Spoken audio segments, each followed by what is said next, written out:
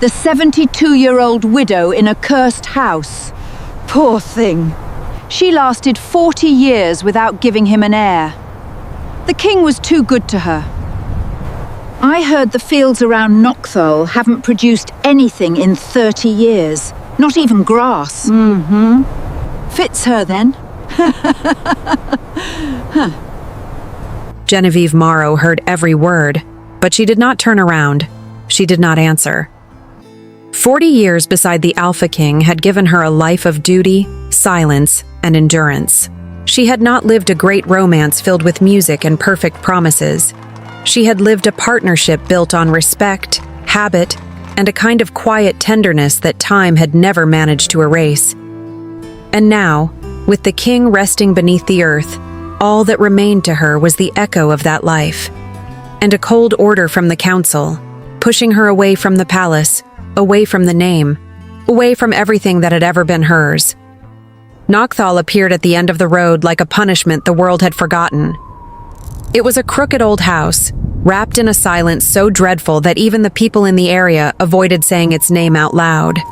They spoke of it as if the land around it itself had been cursed. No fruit, no harvest, no life that lasted. A place where nothing took root, and where no one wanted to look for very long. That was where they left her. Alone, with a suitcase, a letter of exile, and the bitter feeling that after a lifetime serving the clan, she was now only the inconvenient widow nobody wanted near. The worst part was not the house. It was the humiliation of being treated like something leftover. But when Genevieve closed the door behind her, the cold rose through the walls as if the house were breathing. Then something strange happened. Deep beneath the floorboards, under the wood and the earth, came a whisper. An ancient presence awakening slowly, as if that place recognized something in her that everyone else had refused to see. And perhaps it was there, in that abandoned house, that the truth began. The one everyone who laughed at her was not ready to witness. If you love intense wolf stories with destiny and twists, go ahead and subscribe to the channel right now. So subscribe and turn on notifications so you don't miss any chapters. And how about we get to know each other better? I'm Maggie Reed, the author of these stories. And you? Drop a comment below with your name and what city you're watching from. The wind got into the house before Genevieve Morrow even crossed the threshold. A long, damp breath carrying the scent of rotten wood, soaked earth, and something older than either. It was a smell she couldn't name, but her body knew it anyway. The smell of a place that had seen too much pain and never bothered to forget. She stood in the doorway for a moment, a worn leather suitcase heavy in her right hand and the council's letter crumpled in her left. The letter bore the blood-red seal of the Greyvorn elders and stated, in polite but utterly unyielding language, that the widow of King Alpha Edrin Morrow, dead for 43 days, no longer had any right to occupy the royal chambers. The letter called this place Knockthal House, as if the name were neutral. As if everyone there didn't know that Knockthal was where the Greyvorn clan put the things it no longer wanted to see. Genevieve stepped inside. The floorboards groaned beneath her feet with the rough voice of something that had slept for a very long time and did not appreciate being woken. She dragged the suitcase farther in, pulled the door shut behind her. The lock didn't catch, so she simply leaned it closed, and stood in what must once have been a front hall, taking in the general state of abandonment with the calm expression of a woman who had already cried every tear she had in the last 43 days, and was now simply functioning. The walls were stained with mildew where they met the ceiling. A moss-green velvet chair, torn in two places, sat in the darkest corner. Across the room, a wide black fireplace yawned open, filled with cold ash and the thin ends of twigs the wind had blown in over years of broken windows and missing locks. A dark wooden staircase curved upward to the second floor, and two of the middle steps were clearly missing. Outside, the rain that had followed the carriage for the last 2 hours finally decided to come down hard. The roof answered at once. 3 heavy, uneven drops began striking the floorboards a few feet from her shoes. Behind her, on the other side of the half-closed door, she could still hear voices. Not loud ones, People in Veyroth rarely raise their voices, preferring the sharp kind of whisper that travels farther and leaves less evidence than a shout. But she heard them anyway, because 42 years in a palace teach a woman how to tell the difference between a decorative whisper and the kind meant to cut. The 72-year-old widow in a haunted house. How terrible. Terrible?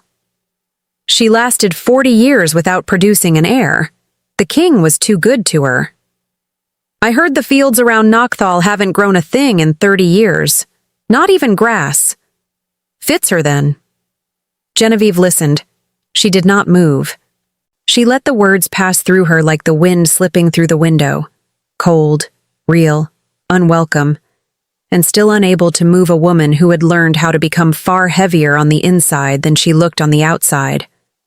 She set the suitcase on the torn chair, unfastened it, and began arranging what she had brought with the same precision she had used to fold away her own emotions during Edrin's funeral, during the council inventory, during the reading of the document dissolving her title as Luna, when one of the elders had spoken the words aloud in the hearing room with every senior warrior of the clan present, because the Greyvorns, like all clans that understood humiliation properly, knew it needed an audience.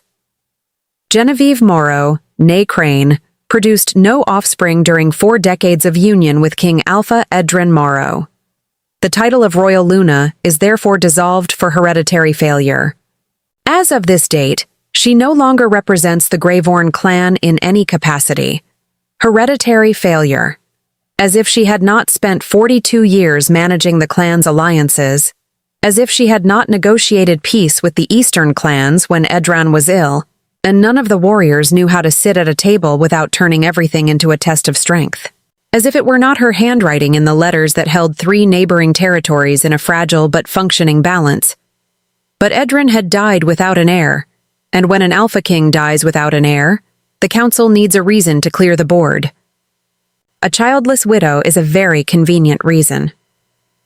She finished organizing the suitcase, clothes on one side, the 3 books she'd managed to bring on the other, a wooden box containing Edrin's letters tucked at the very bottom, where they would be harder to see by accident when she was not ready for them, and stood. She looked at the fireplace. There was firewood stacked outside. She had seen it on her way in. Damp, probably, but damp wood catches if you're patient enough, and Genevieve Morrow had spent 7 decades building a reserve of patience that bordered on the supernatural. She went to fetch the wood. She was coming back with her 3rd load, her arms aching in a way she simply noted as one more problem to deal with tomorrow when she felt it. Not heard, not seen, felt a sudden pressure at the center of her chest, like walking into a room where someone has only just finished crying and the air still holds the weight of it. But stronger, and coming from below, from the earth, from the floorboards, from the rain-soaked ground just beyond the threshold. She stopped. The rain kept falling. The drops kept hitting the floor. And there was something at the darkest edge of the room, near the wall where the mildew was thickest, that had not been there before.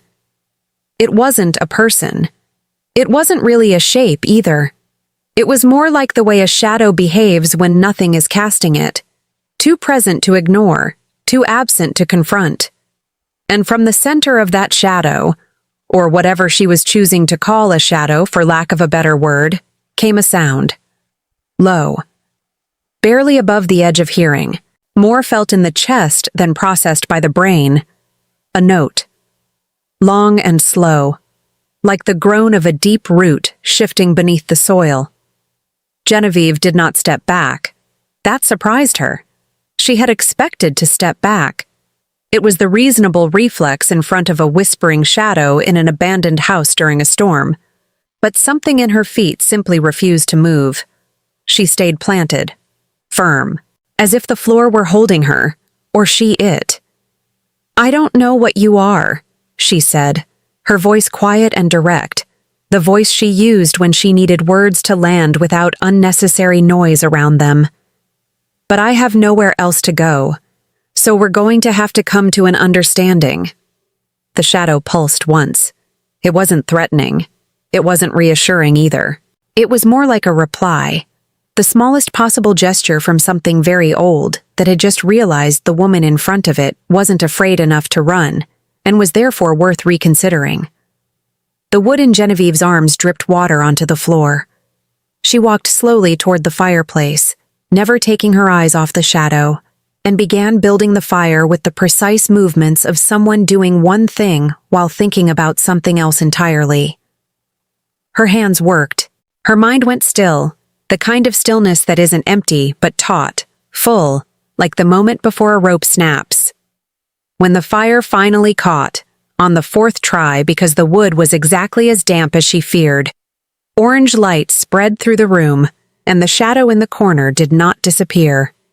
It simply drew back a little, like something that respects fire without being frightened enough to leave. Genevieve sat down on the floor facing the hearth, her back straight and her knees aching in the way they had for years, and watched the flames climb over the wet wood.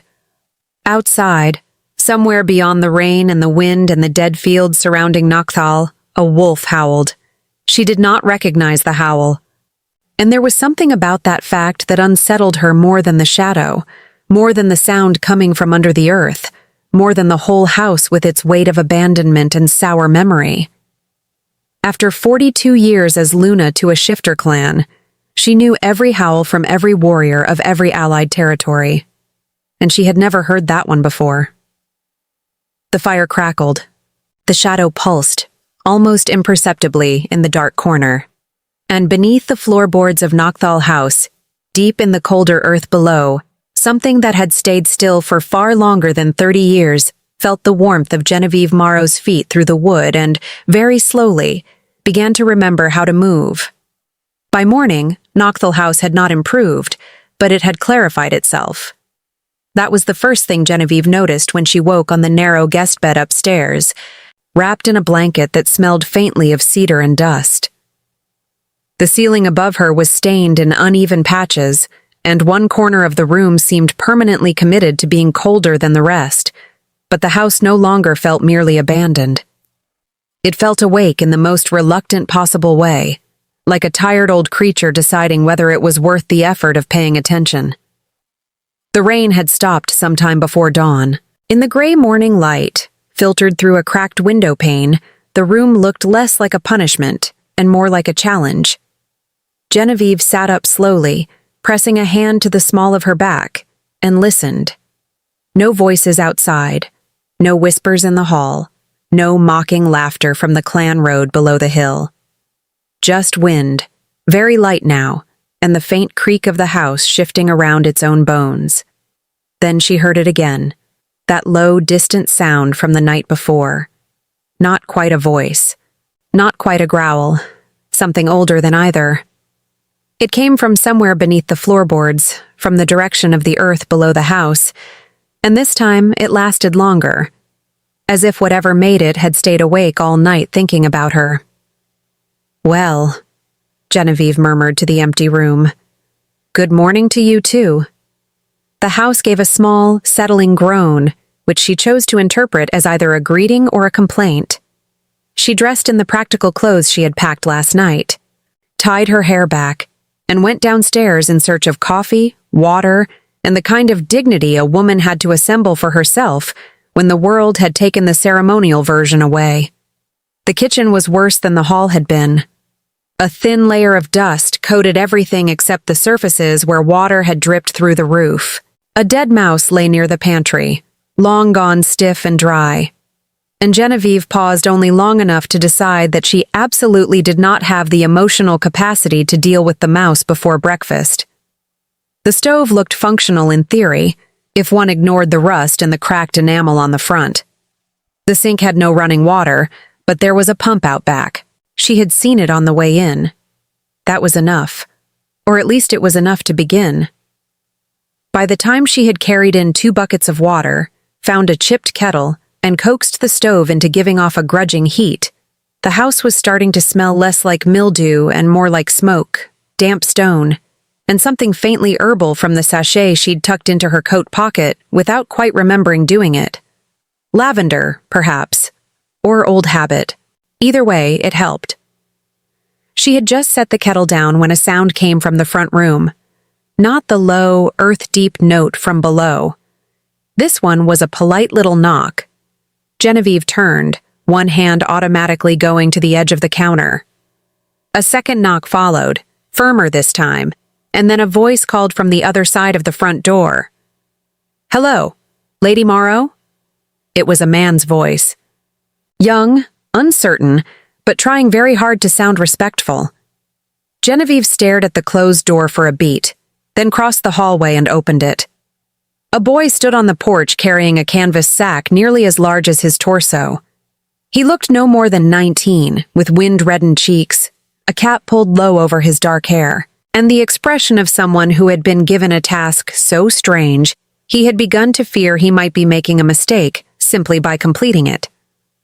Behind him stood a cart with 2 barrels lashed to the back. "Good," he said, then immediately looked horrified at the tone he'd used. Good morning. I'm Jory, from Fenwick Orchard. Mr. Fenwick said to bring these." He lifted the sack with both arms, as if offering it before his strength gave out. Genevieve blinked. "Mr. Fenwick?" The boy nodded. "Aldous Fenwick. Said you'd need food, firewood, and probably help before the week was out, though he didn't say how he knew that." He hesitated, then added, "He also said if I asked too many questions, I'd be sent home with my dignity damaged." That pulled the ghost of a smile from her despite herself. "He said that?" "Nearly that exact way, ma'am." She stepped aside to let him bring the sack in. It contained potatoes, onions, bread wrapped in cloth, a small bundle of dried herbs, and one very determined wheel of cheese that looked as if it had survived several winters out of sheer spite. Jory set it down on the kitchen table and looked around with open curiosity. "This place is bigger than I expected."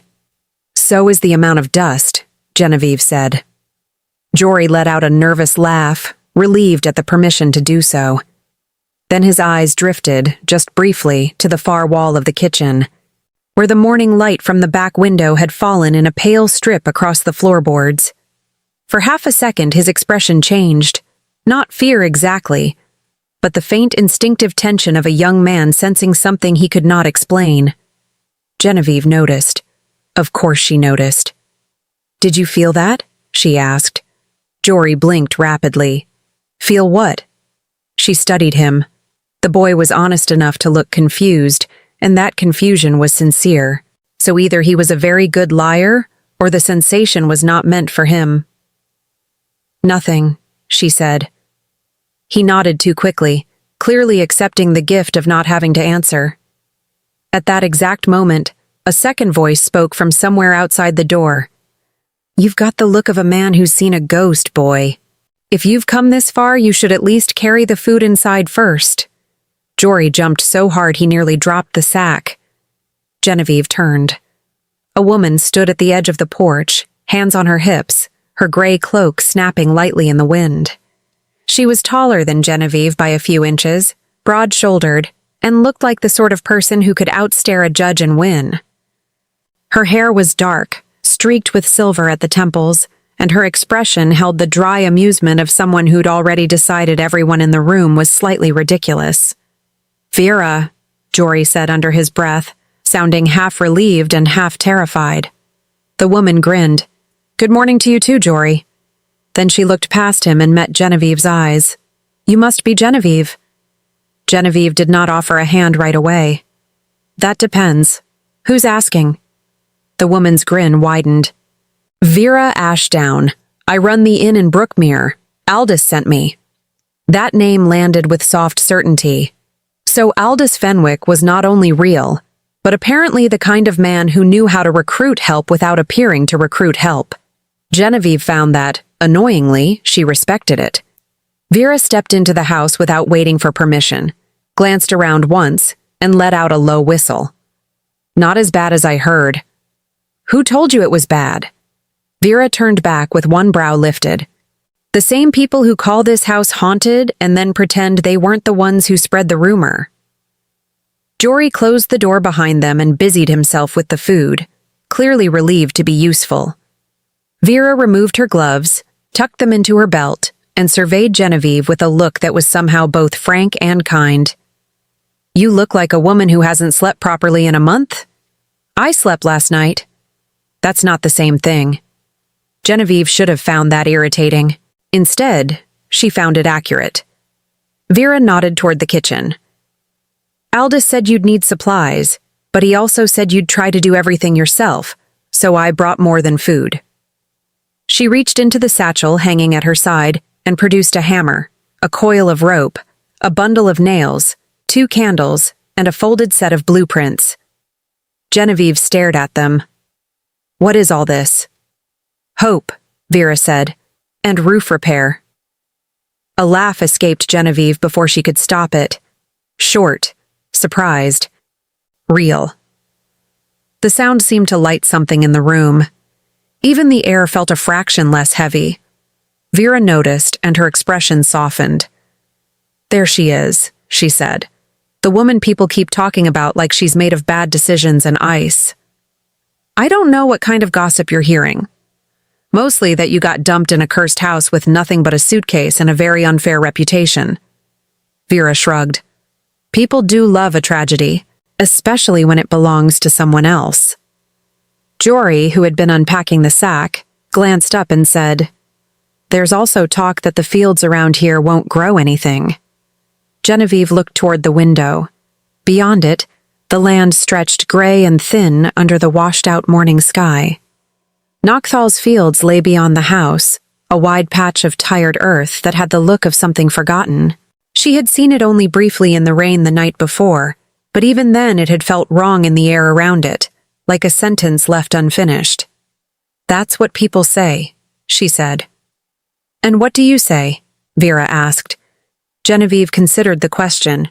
She could have said the fields were dead. She could have said the house was likely falling apart in at least 3 important places. She could have said she was 72 years old, widowed, stripped of her title, and placed here like a sentence nobody wanted to finish reading. Instead, she said, "I say it hasn't decided yet." Vera's face changed at that. Not dramatically, but enough. Interest sharpened. Approval, maybe. The sort of woman gives another woman when she realizes she is not looking at a victim after all, but at someone who has not yet finished becoming. "Good answer," Vera said. "Aldous said I'd like you." "Did he now?" "He also said you'd pretend not to need help." "I don't pretend." "No," Vera said, beginning to roll up her sleeves. "You're too tired for pretending. That's different." Jory moved toward the door with the empty sack, then paused. "I should go?" Genevieve glanced at the boy, then at the stack of supplies on her kitchen table, then at the roof leak, then at the dark front hall, where the morning light had narrowed into a thin beam across the floor. "No," she said. "You should tell me what else Fenwick sent." Jory looked relieved to have a purpose. "Lime for the stone in the cellar," he said. "A bucket of nails, 2 lanterns, and—" He dug in his coat pocket and pulled out a small parcel wrapped in brown paper. "This," he said, not to forget this. Genevieve took the parcel and unwrapped it. Inside was a matchbox, a small bar of soap wrapped in linen, and a handwritten note in neat, slanted script. "You don't have to fix the whole house today. Just make one room livable. Start there." A. Genevieve read it twice. Then, before she could stop herself, she looked up toward the window, as if the man himself might be standing in the gray yard beyond the glass. Of course he wasn't. But the message remained in her hand, warm from being carried. Vera saw her expression and turned away just enough to be polite about not noticing. "Helpful man," she said, apparently. Annoyingly so. That earned a second laugh from Genevieve, quieter this time, but steadier. The 3 of them spent the next hour in practical work. Jory hauled supplies into the kitchen. Vera climbed onto a chair without asking, and tested the beams near the back wall, muttering under her breath about bad construction and worse maintenance. Genevieve found the broom and began sweeping, which quickly turned into discovering that the floor had not been swept in years and that the dust had achieved a level of commitment she found deeply offensive. At one point, when Jory knocked over a tin of screws and they scattered across the floor like metallic rain, Vera sighed and said, "Well, that's one way to decorate." Jory groaned. "Please don't tell Aldous." "Oh, I absolutely will."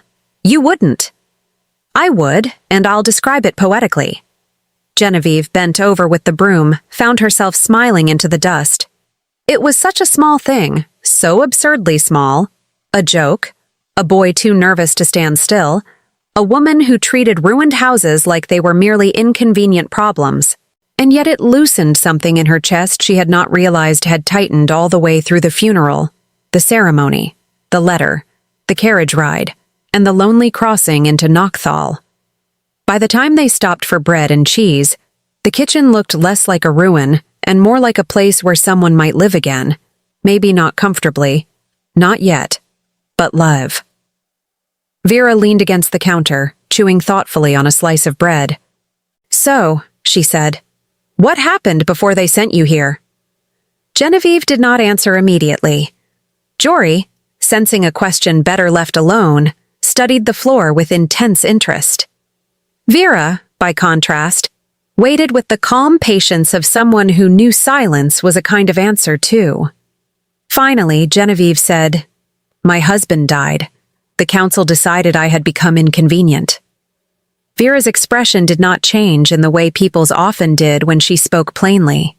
No pity, no awkward pause, no sudden softness meant to make the wound easier to look at. Instead, she said, "That sounds like them." It was so simple that Genevieve almost laughed again. Almost. Instead, she looked down at the note still resting beside her plate. "You don't have to fix the whole house today." A small phrase. Nothing grand. No promises. No declarations. Just an instruction so gentle it felt strange. And beneath the floorboards, from somewhere deep under the house, that same low note stirred again. Not louder, not meaner, just more awake than before. Genevieve's gaze went to the kitchen floor. The sound stopped. Vera noticed at once. "What?" "Nothing," Genevieve said. But her hand had tightened around the edge of the table. This time, the silence did not feel empty.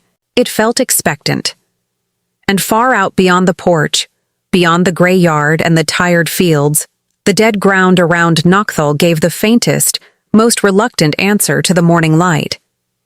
Just for a second, if Genevieve hadn't been looking, she might have missed it. A hint of green. Very small. Very impossible. And then it was gone. By late afternoon, the kitchen had become a battlefield of buckets, tools, and half-finished ideas, which was, according to Vera, a vast improvement over a battlefield of actual decay. Genevieve had no evidence to disprove that. One side of the room was now swept clean. The back window had been opened for air. Jory had repaired the latch on the pantry door with the solemn pride of a man who had personally won a war against warped wood, and Vera was currently on a ladder near the ceiling, hammer in her mouth, cursing at a beam that had apparently taken offense at the very concept of being straight. "I'm telling you," Vera said around the hammer, "whoever built this house was either drunk or hostile." "Those aren't mutually exclusive," Genevieve replied. Jory snorted so suddenly he nearly dropped the bucket he was carrying. Vera pointed at her with the hammer. "See? That's exactly why I like her." Genevieve had discovered by then that Vera had the kind of confidence that made entire rooms feel smaller and safer at once. Jory, meanwhile, seemed to be made entirely of nerves and good intentions. Together they formed a bizarre and oddly effective rescue team. If anyone had told Genevieve yesterday that she would spend today laughing in a ruined kitchen while discussing roof beams and pantry latches, she would have assumed they were lying or insane, and yet, here she was. The fire in the stove had finally stabilized into a steady orange glow. Bread warmed on the counter. The house smelled, for the first time, like smoke, soap, wood, and something resembling a beginning. Then the door opened. Not the front door this time. The side door from the garden. Genevieve looked up first. The man who stepped inside paused in the threshold, as if he had already sensed the house had been transformed in some subtle but important way, and was momentarily deciding whether to admit that. He was tall, broad-shouldered, and weathered in the way of someone who spent more time under open skies than under roofs. His coat was damp at the shoulders from the mist outside. Dark blonde hair fell just a little too long over his forehead, and when his eyes found Genevieve's, there was immediate recognition in them, not of her face alone, but of something deeper, something attentive, careful. Aldous Fenwick. For a moment, no one spoke. Then Vera, still on the ladder, said, "If you're here to admire my work, say it quickly. I have a personal grudge against gravity." Aldous' mouth twitched. "I can see that." He stepped farther into the kitchen, carrying 2 woven baskets in one hand as if they weighed nothing at all. One basket was full of apples. The other, Genevieve noticed with surprise, held more firewood and what looked like a loaf of fresh cornbread wrapped in cloth. He set the baskets down. "I brought more supplies," he said. "And if this is a bad time, I can leave." "It's never a bad time for bread," Vera said immediately. "Especially not when carried by a man with the decency to bring it," Genevieve added before she could stop herself. Aldous looked at her then, properly looked, and that faint warmth in his expression deepened. Not into flirtation. Not yet. Just into something steady and human that made the room feel a little less empty around her. "I thought you might be here alone," he said. "I was," Genevieve said. Vera climbed down the ladder with surprising grace and muttered, "You weren't after I arrived. Try to keep up." Aldous glanced at Vera. "That explains the hammer." "And the nearly completed ceiling repair," Vera said. "I'm impressed. You should be." The exchange was so dry and effortless that Genevieve had to press her lips together to keep from smiling again. Aldous noticed. Of course he did. His gaze flicked to her face, then away again in a way that suggested he was not trying to stare, merely failing to ignore the fact that she looked lighter somehow than she had that morning. "Fenwick Orchard sent the rest of what you'll need for the week," he said, opening the smaller basket and setting out apples, a jar of honey, and a folded packet of dried beans. "If you're staying through the winter, we should see what the cellar holds before the ground turns." "If I'm staying?" That, apparently, was the right question. Aldous met her eyes. "If you choose to." There was no pressure in the words, no assumption, just an opening. It unsettled her more than command would have. Genevieve glanced toward the back window. The fields lay beyond the yard, their edges visible through the thin afternoon light, flat, gray, and tired-looking, the kind of land that seemed to have forgotten what it was for. But when she focused on them, really focused, she thought she saw something beneath the surface line. Not movement, exactly. Potential. That was a dangerous thought. Vera, apparently deciding that the moment required less interference, said, "I'm going to check the second floor before I find a stair that disagrees with me." She pointed at Aldous. "You. Do not make her talk about feelings while I'm on a ladder." Aldous looked faintly amused. "I wasn't planning to." "Good. Because I'd come down and ruin your day." She disappeared through the hallway, leaving Genevieve and Aldous alone with the warm smell of bread and the quiet kind of tension that was not awkward, exactly, but aware of itself. Genevieve folded her hands. "You've been very helpful." "I know." That earned a quick glance from her. His expression was even, but the smallest trace of humor had returned to it. "Modest too," she said. "Only when it benefits me." She actually laughed at that, a soft, genuine sound she hadn't expected to make, and for one brief second the room changed around it. Not dramatically, not magically, just enough. Aldous looked at her as if that laugh had mattered. The silence that followed was not empty. It was measured, comfortable in an odd, newly forming way. Then he said, "I heard what happened at the council." Genevieve's fingers stilled. The room felt smaller all at once. Aldous did not press. He simply stood there, hands resting loosely at his sides, his voice still calm. "I'm sorry." The words were simple, which made them worse in the best possible way. Genevieve looked away first. "I'm not." He did not pretend to misunderstand. "No?" "No," she said quietly. "I'm humiliated, angry, tired, but not sorry." That seemed to interest him. He tilted his head slightly, waiting. "They wanted me quiet," she said. "Grateful, small. They wanted me to disappear politely so they could tell themselves they had been merciful." Her jaw tightened. "I refused to give them that version of events." Something in Aldis's expression shifted then. Approval, yes, but also something warmer. Not at her pain, at her refusal to be shaped by it. "That," he said, "sounds like a woman who's going to make trouble." "Is that a complaint?" "No," he said, and the corner of his mouth lifted. "That sounds promising." The answer surprised her enough that she looked up.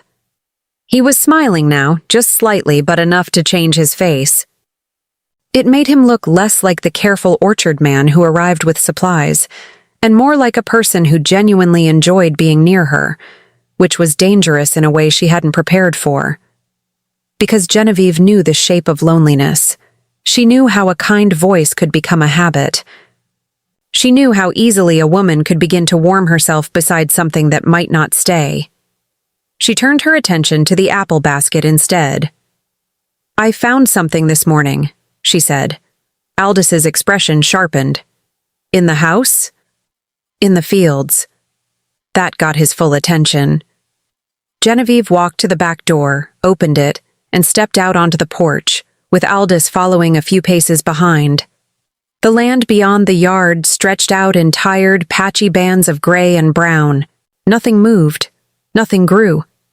It looked exactly as it had from the carriage yesterday, which made what she was about to say sound absurd even before she spoke it. "Look there." He followed her gaze. At first, he saw nothing. Then, after a long moment, he crouched slightly and narrowed his eyes. Near the edge of the field, just where the soil sloped toward the ditch line, a single blade of green had pushed up through the dead earth. Small, slender, impossible. Aldis stared at it. Genevieve waited. He looked from the sprout to her, then back again, as if checking whether the sight itself might be a trick of the light or a test of judgment. "That wasn't there this morning," he said. "No." "And now it is." "Yes." He was silent for a while after that. The wind moved over the fields, brushing the dead grass into faint whispering waves. Somewhere in the distance, a bird called once and fell quiet again. Aldis finally stood. "Did you touch anything?" "No." "Walk in that area?" "No." His gaze returned to the sprout. Then it started on its own. Genevieve said nothing, because she had already begun to suspect the same thing. Aldis took a slow breath. "People in town say the land around Nocthal was cursed. I've heard. They say nothing grows here because the house belongs to grief. People in town say a lot of things." "They do." He looked at her then, really looked. "But I don't think grief makes roots choose life." The word struck her in a place she had not named. She crossed her arms against the breeze, suddenly aware of the chill. "You sound very sure of that." "I've spent most of my life around orchards." His voice stayed easy, but there was conviction in it. "Dead soil is one thing, empty soil is another. This doesn't feel empty." Genevieve's throat tightened for reasons she did not fully understand. She had not expected belief. Not here, not so quickly. She had expected caution, pity maybe, practical help. But not this quiet, steady certainty that the place still held some unknown possibility. From inside the house came a thump, followed by Vera's voice shouting, "If this staircase gives out under me, I'm haunting you both personally." Aldous closed his eyes briefly. That's a threat she can absolutely carry out. Despite herself, Genevieve laughed. Aldous turned back to her at the sound, and this time his smile was fully visible. It softened the lines at the corners of his eyes and made something unexpectedly warm move through the space between them. Genevieve looked down again at the tiny sprout. Very small, very green, very alive. And beneath the soil, beneath the house, beneath the dead fields waiting in silence, something else answered. Not with a sound this time, with a pulse. A deep, slow feeling under the ground, as if the earth had shifted in its sleep and was opening one eye. Genevieve felt it in the soles of her feet. Aldous felt her pause. "What is it?" he asked. She should have said nothing. Instead, she whispered, "I think the house heard me." He stared at her for a moment, then looked toward the field again, where the green sprout trembled in the wind like it had every intention of surviving simply out of spite. Then, very quietly, he said, "Good." Genevieve turned to him. He kept his eyes on the fields, but she could hear the smile in his voice. Then maybe it's finally listening. And for the first time since the council had sent her away, Genevieve felt something rise in her chest that was not grief, not anger, and not resignation. Not yet hope, but something close enough to be dangerous. Somewhere behind them, Vera called from the window. "If either of you starts making tragic poetry about the dirt, I'm leaving." Aldous huffed a laugh. Genevieve did too. And the little green sprout stood there in the dead field, trembling bravely in the wind, as if it had already decided the future would have to make room for it. By the next morning, the tiny green sprout had become a small, smug-looking cluster of leaves. Genevieve stood at the kitchen window with a mug of coffee in both hands, staring out at the field like it had personally offended her. The rain was gone, the sky had turned pale silver blue, and the land beyond Knockthal House still looked mostly dead, except for that little patch near the ditch line, which now had the audacity to look hopeful. "Don't glare at it like that," Vera said behind her. "I'm not glaring." "You absolutely are. I'm observing with skepticism." "That's just glare with better manners." Jory sat at the table sharpening a blunt knife with the intense focus of someone trying not to be the first person in history to injure himself with a tool that dull. "That explains why people trust pastry too quickly," he muttered. Genevieve snorted into her coffee before she could stop herself. "There," Vera said. "That's the sound I was waiting for." Genevieve set the mug down. "I'm 72 and recently widowed. And yet somehow still capable of making faces at a sprout." Before Genevieve could answer, the front door opened and Aldous stepped in, carrying 2 long planks over one shoulder and a basket in the other. His coat damp at the sleeves and his hair wind-tossed enough to suggest the weather had tried and failed to intimidate him. He took one look at Vera, then the table, then Genevieve. "You look like you've started a revolution." Vera pointed at the planks. "You're late." "I brought lumber." "You're forgiven." Genevieve glanced at the basket and found flour, onions, preserves, and a paper packet tied shut with twine. "What's that?" she asked. Aldous looked faintly defensive. "Tea." "That's not defensive enough to explain why you're carrying it like contraband." "It's good tea." Vera laughed. "I like this one. He has the look of a man people trust right before he says something sharp." Aldous gave a small shrug. "The supplier is my aunt." Jory looked up. "Your aunt sells tea like it's illegal?" "She believes quality should be protected," Aldous said. That made Vera grin. Genevieve found to her surprise that she was smiling too. The room had found a rhythm now. Tiny, practical noises, chairs scraping, tools clinking, Vera commenting on everything, Jory coughing nervously whenever he had a question, Aldous entering with supplies and somehow making the house feel less empty. He looked at Genevieve across the table. "May I show you something?" "That depends on whether this is the part where you reveal a secret tunnel or just expect me to agree before I know what you mean." It's a garden bed. How terribly wholesome, Vera said. It's under the window, Aldous said. Better light. I thought we could try herbs first. Genevieve followed him outside. The morning air was cool and clean, and for the first time since arriving, she noticed that Knockthall House sat on the edge of the field like it had once belonged to something larger. The porch boards were weathered, the shutters needed repainting. But the yard had a strange dignity, as if the house had stubbornly refused to become nothing. Aldous led her to the side wall beneath the kitchen window. There, against the stone, stood a newly built frame filled with rich earth. You did this already? We had help. Jory blushed across the yard, hammer in hand. Vera lifted a hand from the porch, as if she had contributed nothing except judgment.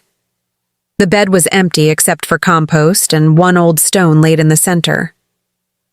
I don't understand the stone. It came with the property, Aldous said. That sounds ominous. It might just be a rock. With this house, that's not comforting. Genevieve crouched beside him and studied the soil. You think herbs will grow here? I think something will. She looked at him then. Aldous Fenwick had the sort of face that became more interesting the longer one looked at it. Solid, open, and easy to underestimate if one wasn't careful. His eyes were warm brown, like tea steeped just long enough. His hands were broad and roughened by work, but very careful when he used them. You, Genevieve said.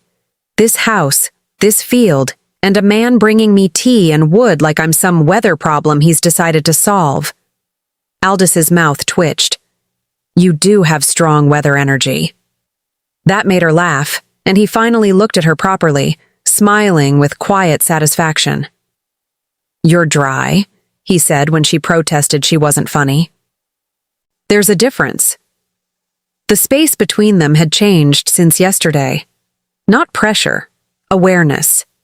The kind that made her skin warm for no reason, and her thoughts turn inconveniently curious.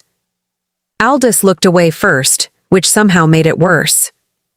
If you'll allow it, I'd like to help repair the rest of the house this week. You've already helped. I know. Then why ask? Because I intend to keep doing it. There was no drama in the words. Just decision. Vera called from the porch. If either of you start gazing fondly at the dirt for another 10 minutes, I'm assigning chores out of spite. Aldous, without turning, said, You already did that. By noon, the house was alive with work. Jory and Vera measured windows while Aldous cut boards in the yard, sleeves rolled up. Genevieve cleaned the pantry, found questionable preserved peaches, and discovered a box of warped candles in the back. Vera saw one and said, That was my second cousin's work. He was very proud of those. Should I be impressed or alarmed? Yes, Vera said. The humor came easier now, as if it had been waiting for permission. Then, while Genevieve was sorting flour into jars, she felt it again. That low pull from beneath the floor. Not pain. More like a pulse answering her heartbeat. She went still. Vera noticed immediately. What? It's under there. Aldous set down his saw and came closer. Is it hurting you? No. Then what? It feels like something's waking up. The pantry door, which Genevieve had closed minutes earlier, swung open by itself with a soft click. Inside, on the lowest shelf where there had definitely been nothing before, sat a single white flower. Genevieve stared. Vera put a hand on her hip. Well, that's either a miracle or extremely bad housekeeping. Jory took a step back. Was that there before? No, Genevieve said. Aldous crouched to look at it, wonder in his face. It shouldn't be possible, he said. That seems to be becoming a theme, Genevieve replied. But her voice had gone quieter, because she could feel it now.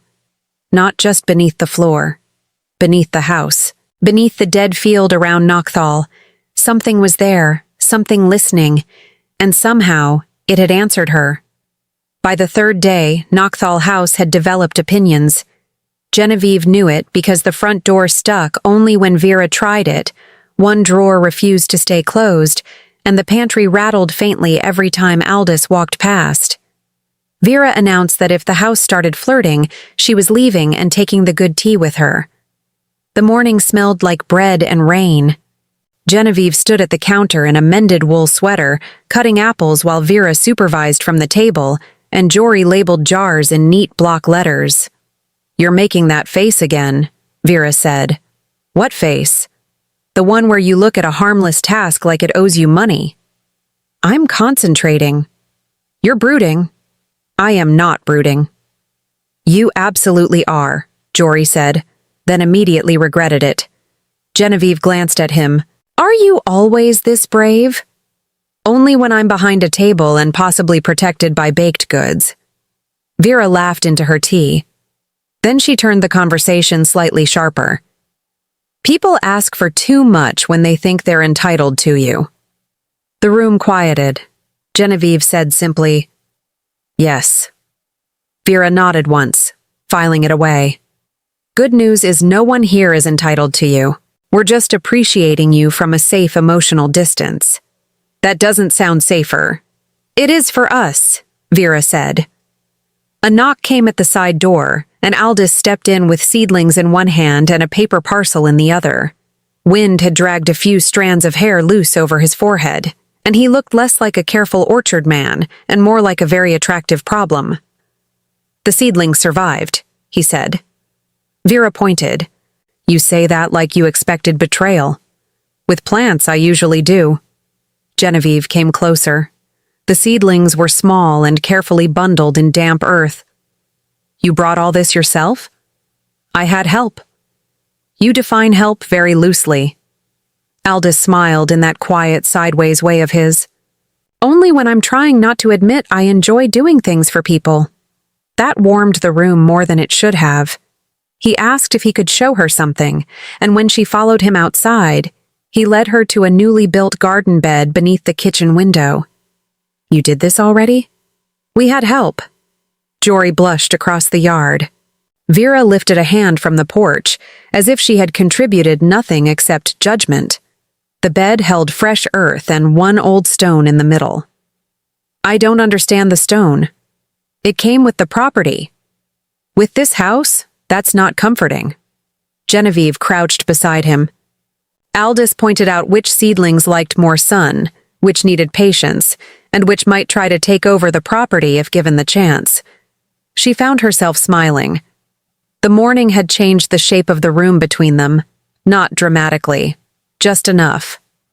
She became aware of his hand near hers, the warmth of his sleeve, the steady way he worked without making a performance of it.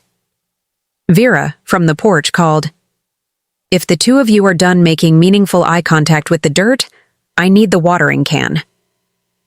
Aldous muttered, "She's going to do this all week." "Probably longer," Genevieve said. That earned a glance from him, soft and pleased. Inside, Vera had already reorganized the pantry and declared the result an improvement. Jory whispered to Genevieve, "She's terrifying. She's useful. She can be both." By evening, Aldous found Genevieve in the front room and asked her to walk with him.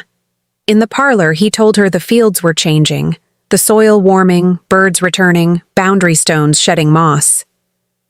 "That sounds like a very strange thing to say calmly," she said. "It's because I've spent most of my life around land that tells the truth slowly." He looked at her with quiet seriousness. "The house is responding to you." The words landed like a dropped stone. Genevieve looked away, because the idea was too large to hold all at once. "I don't know what I'm doing." Aldous' face softened. "Good. Neither do I."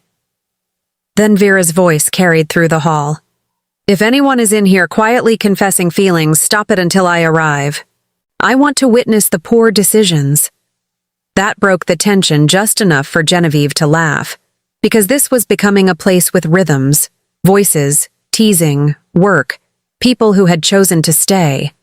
Something she had never quite trusted herself to want. Then the house hummed, low and old, somewhere beneath the floorboards. Genevieve went still. Aldous noticed immediately. Her gaze had gone to the far side of the room, where the light from the broken window fell across the floor. In the center of that bright square sat a small patch of green moss. Not there a moment ago. Fresh, wet, impossible. Vera appeared in the doorway and said, "Oh, good. The haunted house is gardening." Jory blinked. "Should we be alarmed?" "Probably," Vera said. "But the herbs are promising, so I'm willing to negotiate." Aldous looked at Genevieve, all teasing gone from his face. Under the floor, deeper than stone, something very old answered her presence with a pulse that felt almost like welcome. Genevieve stood there with one hand lifted toward the moss and felt the world shift by the smallest degree. Not enough to call it magic, but enough to make her believe the house had begun to speak her language. By the next morning, the house had become impossible to ignore. Genevieve knew this because the moss in the parlor had grown another inch overnight. The herb bed under the kitchen window looked absurdly pleased with itself.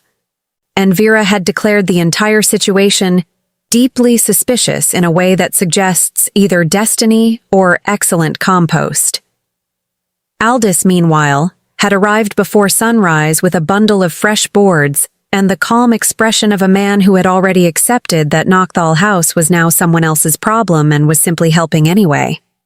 Genevieve stood at the kitchen table, one hand on a cup of tea, watching him measure the window frame with a straight line of concentration that made the room feel quieter just by existing in it. "You're early," she said. Aldous glanced up. "You sound surprised."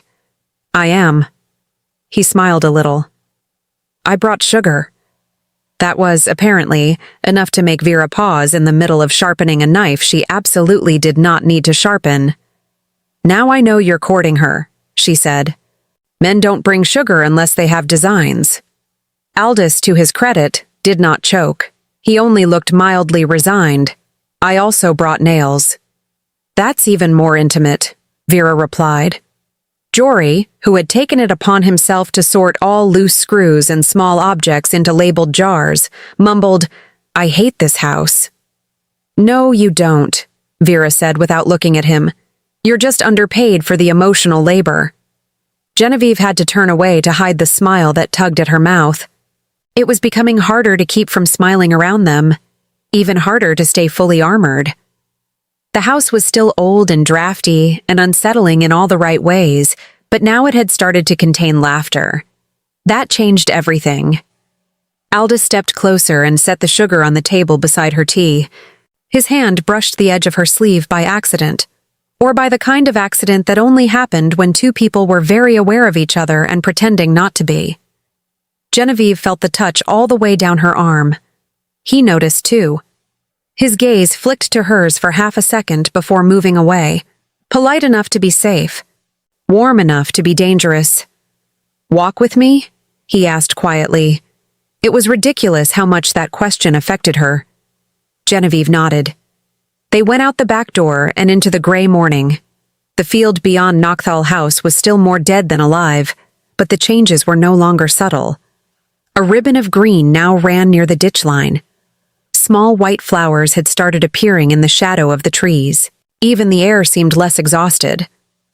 Aldous walked beside her at an easy pace, hands tucked into the pockets of his coat.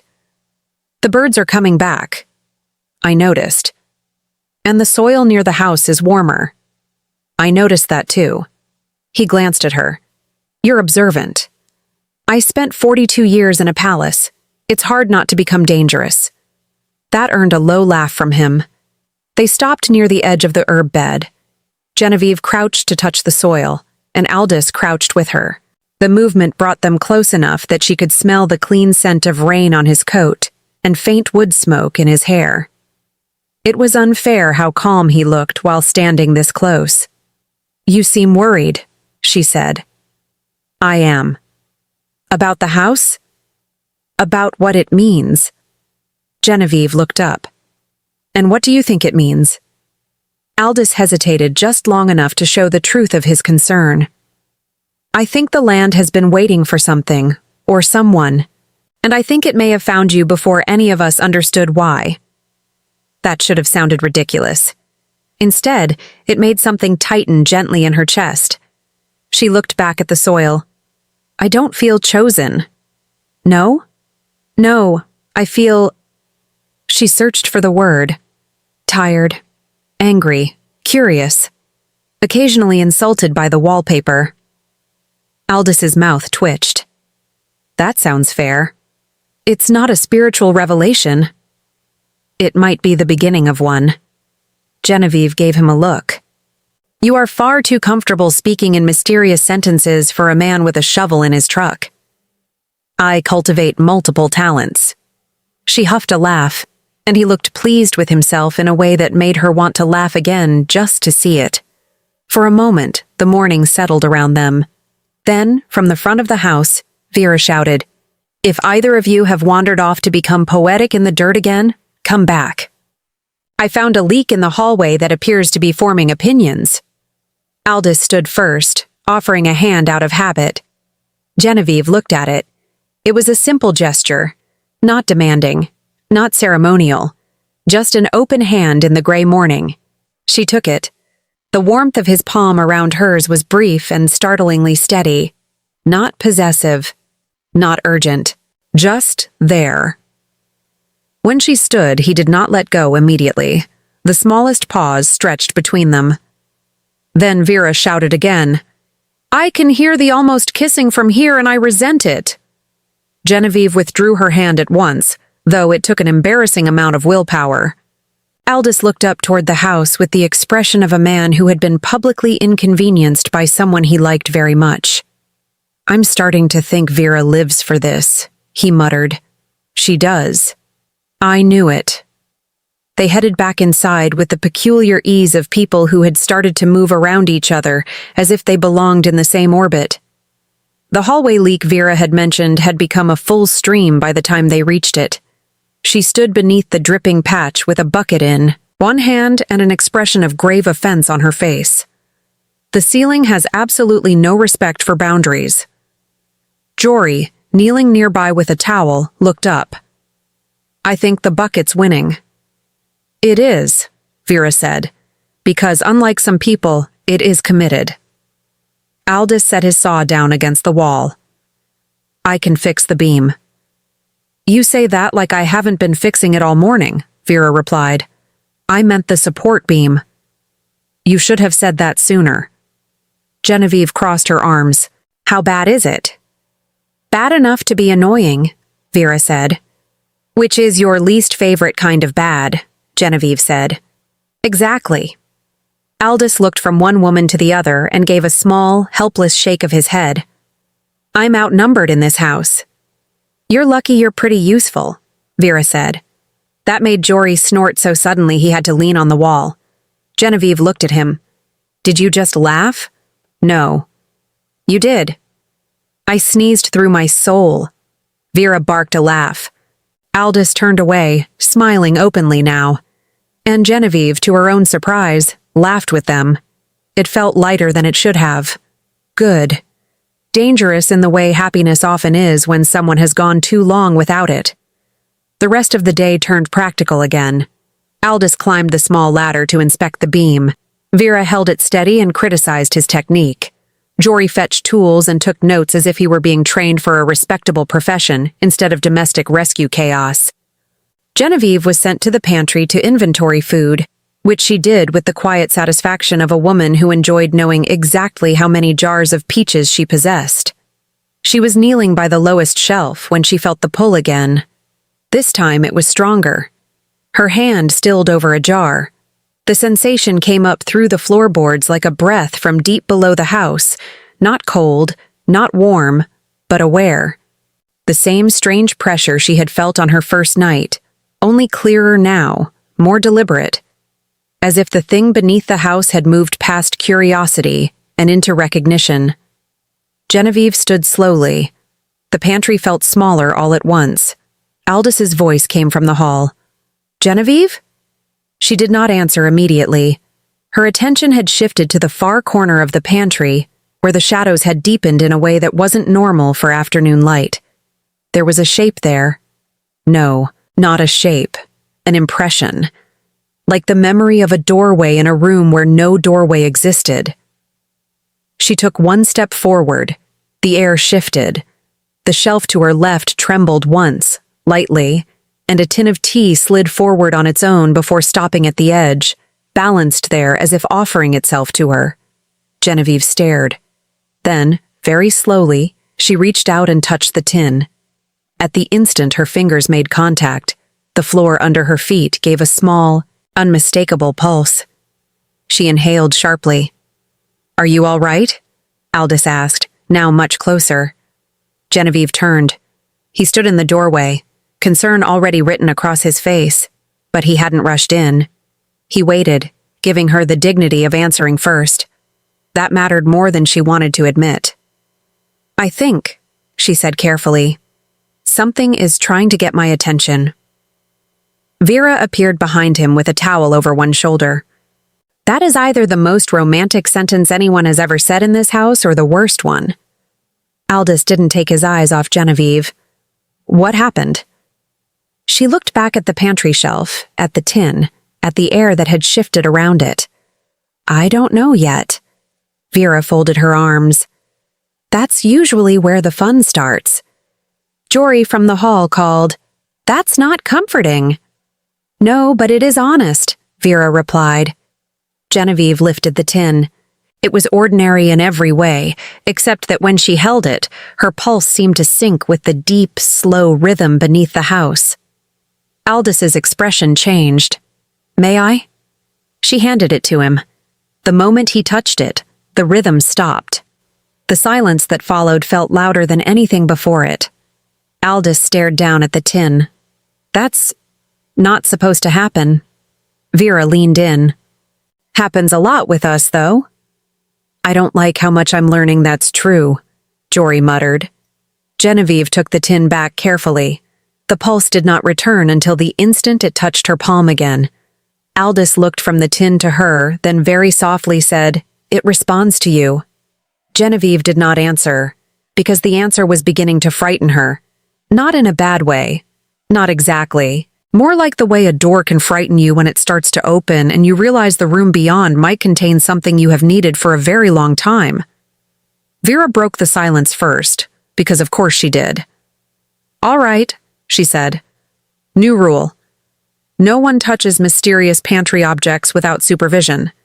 Especially not Aldous, because apparently he has the ability to ruin the mood of ancient magic just by being blonde and competent." Aldous looked faintly offended. "I'm not blonde." "You are in spirit." Jory gave a small sound that might have been a laugh if he had been braver.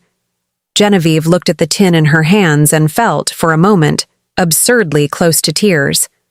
Not because she was sad, because she was not. Because something in the house had chosen to answer her. And because everyone in the room reacted as if that were strange but not impossible. That was the difference. Nobody laughed at her here. Not really. Even when Vera teased, even when Jory stumbled over his nerves, even when Aldous looked at her like she had become the center of a mystery he was willing to spend time solving, the room held her differently than the world outside had.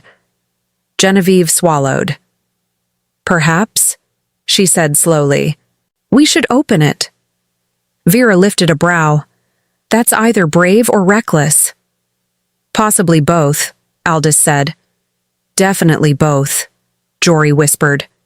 Genevieve found herself smiling again, this time with more certainty. Together they carried the tin to the kitchen table. The lid came off with a soft click. Inside was not tea. It was a key. Old, blackened with age, and etched with a pattern so fine it looked almost like roots. No one spoke. Then Vera said, in the tone of a woman who was trying very hard not to let surprise show too much, "Well, that wasn't soup." Aldous stared at the key. "Do we know what it opens?" Genevieve looked down at it, and the moment she did, a faint warmth passed through her fingers. Not from the metal. From underneath the house. From somewhere below the floorboards, deeper than the cellar, deeper than the stone, a slow, answering pulse stirred once more. And this time, very faintly, she heard something beneath it. Not a voice, a whisper. Just one word, so quiet she almost believed she had imagined it. Back. Genevieve went still. Aldous noticed at once. What is it? She looked up at him, then at Vera, then at Jory, who had gone very pale and was clearly wishing this had remained a normal day about leeks and flour. Then Genevieve said, almost under her breath, I think the house remembers something. Vera leaned back in her chair. Wonderful. I hate when old buildings become emotionally available. Aldis's gaze remained on Genevieve, not the key. What did you hear? She stared at the blackened metal in her palm. A door, a memory, a promise, and somewhere very deep below them, a patient thing that had been waiting a long time. Not much, she said, but her voice had changed, because she knew, with the strange certainty that comes just before life tilts, that the house had finally begun to open. By noon, the key had become the most interesting object in the house, which was saying something in a place where the wallpaper seemed mildly haunted and the pantry had recently developed opinions. Genevieve set it on a folded cloth in the center of the kitchen table and stared at it while the others went around pretending not to stare at it too. The metal was dark, old, and cold-looking, with those fine root-like lines worked into the head. It did not belong with the tea tins, the flour jars, or the hand-labeled preserves. It looked like a secret that had been sitting patiently for years, waiting for the correct hand to be annoyed by it. Vera circled the table once with her arms folded. All right, we have a key. Jory nodded. Yes. We have no idea what it opens. Correct. We found it in a tea tin. That's the alarming part, Jory said. Aldous, who had been quiet for several minutes, leaned one hand against the back of a chair and studied the key with the concentration of a man trying very hard not to admit that something was happening in his bones as much as in the house. It came from below the pantry shelf? Genevieve nodded. The shelf shifted when I touched the tin. Vera gave her a long look. You say that very calmly for a woman who found a magic key in a soup-adjacent container.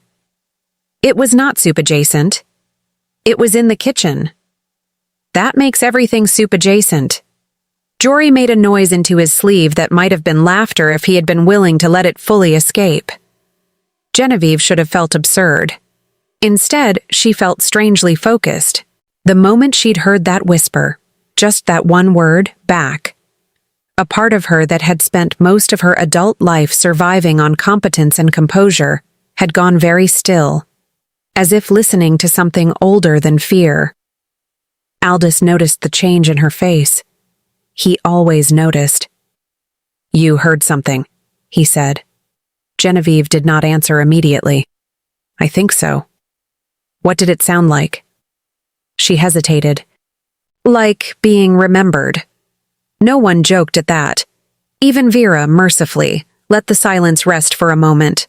Then she cleared her throat and said, That's deeply inconvenient. I'd been hoping for a simple cursed house situation, something with cobwebs and tax issues. Aldous let out a quiet breath that might have been a laugh if it hadn't been so restrained. Genevieve glanced at him and found that the corner of his mouth had lifted very slightly. It was becoming harder not to look at him. Not because he was trying to be seen. That was the trouble. He wasn't. He simply existed with such unnerving steadiness that the room tilted toward him anyway. His sleeves were rolled back. His hands were rough with work. His eyes kept moving between her face and the key as if he believed both might vanish if he blinked. That kind of attention was dangerous, especially for a woman who had once spent 40 years being noticed only when she failed to produce what other people wanted. Vera, unfortunately, was not interested in anyone's caution. Well, she said, clapping once, if we're going to solve the mystery of the emotionally available house, I suggest we stop standing around staring at the key like it's going to confess. Jory raised a hand. Do we maybe ask it nicely first? Vera pointed at him. That's the kind of nonsense I expect from you, and I'm proud you're keeping the standards low." Genevieve surprised herself by laughing. It came out softer than Vera's, but real enough to make Jory look up in relief. The sound changed the room again, as it often did now, less like a crack in the wall and more like a window being opened. Aldis's gaze lingered on her for one extra beat. Then he said, "There's a cellar under the pantry." Genevieve looked toward the kitchen door. "I know. Have you been down there?" "No, it felt wrong." "Good," Vera said. "That's also my official review of every cellar." Aldis straightened. "I've looked at the entrance before. The stairs are intact, but the lock was sealed from the inside at some point. I assumed it was storage." "Assumed," Vera repeated. "That's a generous word for a man who clearly enjoys being dramatic about architecture." "I enjoy being prepared." "You enjoy looking serious while saying practical things," she corrected. Aldis did not deny it. Genevieve picked up the key again. It felt heavier than it should have. Not in weight, but in significance. Her fingers closed around the ridges, and she felt that answering pulse stir beneath the house at once, as if the key itself had become aware of her. Her breath caught. Aldis saw it. "There?" "Yes." "What do you feel?" Genevieve turned the key slowly in her hand. "Like something is waiting to be unlocked." "Helpful," Vera said, "and only mildly terrifying." Jory, ever the accidental voice of the room, muttered, "That's still better than my last job." No one asked what that had been. He looked relieved. They found the pantry entrance just after lunch. It was hidden behind shelves of canned peaches and old jars that had definitely been in the same position far too long. Vera moved the jars aside with practical impatience. Aldis lit a lantern, and Jory stood back with the careful expression of a man who wanted to be brave, and also very much not first. "There's a draft," Genevieve said. Vera leaned in. "There's always a draft." "No," Genevieve said. "This one is coming from below." Aldis crouched and ran his fingers along the edge of the floorboard seam. "You're right." Vera gave the floor a suspicious look. "I dislike when the house agrees with her more than it agrees with me." "That makes two of us," Genevieve said, but there was no heat in it. Aldis inserted the key. For a moment, nothing happened. Then the key turned with a soft, exact click that resonated through the pantry floor like a note struck on a hidden instrument. Every light in the room seemed to tremble. Jory sucked in a breath. Vera straightened. Genevieve felt the pulse beneath the house answer so strongly it made her dizzy for half a second. A seam opened in the floorboards, not all at once. Slowly, with the kind of stubborn old resistance one expected from a place that had kept its secrets on purpose. A square of dark wood shifted inward, revealing stone steps descending into a cold blue shadow. No one moved. Then Vera said, "Well, that was far too easy." "It wasn't easy," Jory whispered. "It was ominous." "Same thing," Vera said. Aldis held the lantern lower and looked at Genevieve. "Do you want me to go first?" She answered before she had time to second-guess herself. "No." He nodded once, as if that made perfect sense. "I'll go with you," he said instead. The simple certainty in his voice steadied something in her. Not enough to make this feel safe, enough to make it possible. Genevieve took the first step down. The air changed immediately. It was colder in the cellar, but not unpleasantly so. More like the deep shade under a tree in midsummer. Dust drifted in the lantern light. The walls were stone, lined with old shelves that held little more than cracked jars, broken crockery, and the remains of things left behind long ago. The smell was damp earth and old wood, and something faintly floral, as if the room had once been used to store dried herbs. There was a door at the far end. Genevieve stopped. It was not a large door, just plain black wood with iron hinges and a round metal plate set where a handle ought to have been. The plate had the same root-like design as the key. Of course, Vera said from above them, peering down the stairwell. Because one mystery cellar is never enough. Jory hovered near the top step, lantern in both hands, looking as if he had already chosen several sensible ways to leave the room if the house decided to bite. Aldous stood one step behind Genevieve, close enough that she could feel the warmth of him at her back without touching. He had not asked her to retreat, had not told her to let him investigate. He simply stayed near. That mattered too. Genevieve approached the door. The pulse beneath the house was stronger here, not hostile, not exactly welcoming either. More like a heartbeat answering her own. She lifted her hand toward the metal plate and stopped. Something moved inside her chest, subtle and immediate. Not fear. Recognition. She looked over her shoulder at Aldous. If this opens and something impossible comes out, I'd like it on record that I objected first. His mouth twitched. Reasonable. If it's a ghost, I'm leaving you all here. That's less reasonable, Vera called. Genevieve touched the plate. The cold shot through her fingertips and up her arm, but the moment it did, the house inhaled. Not metaphorically. The air shifted, deep and old, as if the structure itself had taken its first breath in decades. The door opened inward. Inside was not a room, but a small stone chamber lined with shelves and sealed in silence. At its center stood a narrow pedestal. On it rested a bundle of gray fabric, and, beneath that, a small wooden box. Genevieve stared. Then, because apparently the world had decided not to stop being strange, the bundle of fabric stirred. Everyone froze. Aldous took one step forward, Vera said very quietly. Absolutely not. The bundle moved again. Jory made a small sound like a person remembering every bad decision he had ever made. Then a voice, dry and faint and deeply offended, said from inside the cloth, "If that is the face of the person opening my room, I would like it known that my standards have not improved in death." Vera stared. Genevieve stared. Aldous blinked once, very slowly. Then the cloth shifted, and a small fox with silver fur and an expression of permanent disdain sat up on the pedestal and yawned, as if none of this were remotely surprising. Vera put a hand over her heart. Oh, good, a talking fox. Naturally. The fox looked at her with deep, resigned sorrow. A talking woman, a dramatic staircase, and a man holding a lantern like he's courting the concept of responsibility. Yes, this appears to be the correct catastrophe. Jory whispered, "I'm dreaming." "No," said the fox. "If you were dreaming, the room would have better lighting."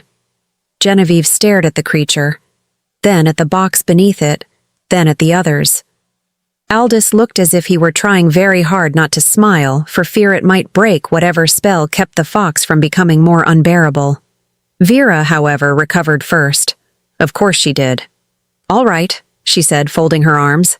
"I'm going to ask the obvious question." The fox tilted its head. "There are obvious questions. Why are you here?"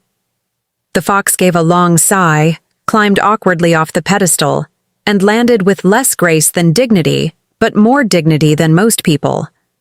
"Because someone locked me in with a protective charm and a very long memory. My name is Thistle, and if you're going to wake up a house, you do it properly." Genevieve looked down at her. "A house?" Thistle blinked. "Yes, dear. The house, the land, the old arrangement. The very irritating secret your ancestors buried under this cellar and apparently forgot to mention to you." Vera looked at Genevieve. "I knew it. The house had an attitude." Thistle sat and wrapped her tail around her paws. "The house had a purpose."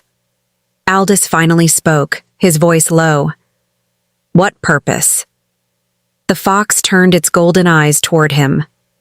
"That," she said, "depends entirely on whether you are all going to keep standing around like witnesses at a tea scandal or whether someone intends to open the box." Nobody moved. Then Genevieve did. She knelt in front of the pedestal, her pulse loud in her ears, and lifted the small wooden box. It was heavier than it looked, sealed with old wax that had long since darkened with age. The root pattern was carved into its lid too, finer than the key, almost like veins. Her fingers shook just a little. Aldous noticed and dropped into a crouch beside her without a word. The quiet support of it steadied her enough to open the box. Inside lay a folded document, brittle with age, and a ring made of dark metal that seemed to hold no shine at all. Thistle inhaled sharply. Vera leaned in. "Well, now I'm interested." Jory nearly fell down one stair trying to see. Genevieve unfolded the paper carefully. The ink was old, but readable. A line of text near the top caught her eye first. "This land remembers its keeper." Below it, another line. "When the rightful house returns, the forgotten roots will wake." She looked up slowly. Aldous was watching her with an expression that had gone still in that particular way he got when something mattered more than he wanted it to. Vera said, "That sounds like a problem." Thistle, with great dignity, answered, "That sounds like a beginning." And beneath the house, deep in the dark and patient earth, something shifted once more. Not with anger, but with purpose. Genevieve held the paper in both hands and felt the floor under her feet answer. For the first time since she had arrived at Nocthal, she was certain of one thing. The house was not haunted. It was waiting. The moment Genevieve finished reading the last line, the room changed. Not in a dramatic way. Nothing moved. No windows shattered. No mysterious wind rushed through the cellar to make everyone gasp and clutch their sleeves. It was subtler than that, and somehow more unsettling. The air itself seemed to pause, as if the house had leaned in to listen. Thistle's tail twitched once. Vera folded her arms tighter. "Well," she said, because silence clearly offended her, "that is a deeply rude document." Jory, who had been leaning over the stairwell with the expression of a man trying not to fall into an ancient mystery, asked, "Is it bad?" Thistle looked at him with the flat patience of a creature who had apparently survived multiple centuries of being underestimated. "That depends. Are you emotionally prepared to learn things?" "No," Jory said at once. "Then yes, it is bad." Aldous stayed close beside Genevieve, his shoulder nearly touching hers, though not quite. He had that careful stillness again, the one that made him seem calmer than the room deserved. Genevieve lowered the paper slowly and looked at the ring in the box. It was plain at first glance. Dark metal, no shine, no stones. But when she looked at it for too long, the edges seemed to catch the lantern light in a way that made her uneasy. Not because it was beautiful, because it felt aware. "What exactly is this?" she asked. Thistle hopped awkwardly back onto the low pedestal, sat down, and lifted her chin with an air of tragic importance. "That, my dear, is a keeper's ring." Genevieve looked at her. "A keeper of what?" "The house," said Thistle. "The land, the old bond." Vera made a small sound of disbelief. "I'm sorry, did the fox just say the house has a bond?" "It did," Genevieve said quietly. Vera glanced at her. "You're saying that as if this is a normal sentence." "It stopped being normal when the cellar opened." "That's fair," Vera admitted. Aldous finally reached for the paper, then stopped himself halfway, glancing at Genevieve first. She gave him a small nod. He took the document carefully and read it with the kind of focus he brought to everything that mattered. The lantern light moved over his face, sharpening the line of his jaw, the furrow between his brows. Genevieve watched him read and found, inconveniently, that her attention kept drifting to the shape of his hands. That was a problem. A beautiful, steady, entirely unhelpful problem. Aldous looked up after a moment. "This doesn't sound like a title. It sounds like a responsibility." Thistle gave him an approving blink. At last, someone in the room with enough sense to notice. Vera pointed at the ring. And what happens if someone wears it? Thistle's ears tipped forward. Then the house remembers who it belongs to. Properly. Genevieve frowned. Belongs to?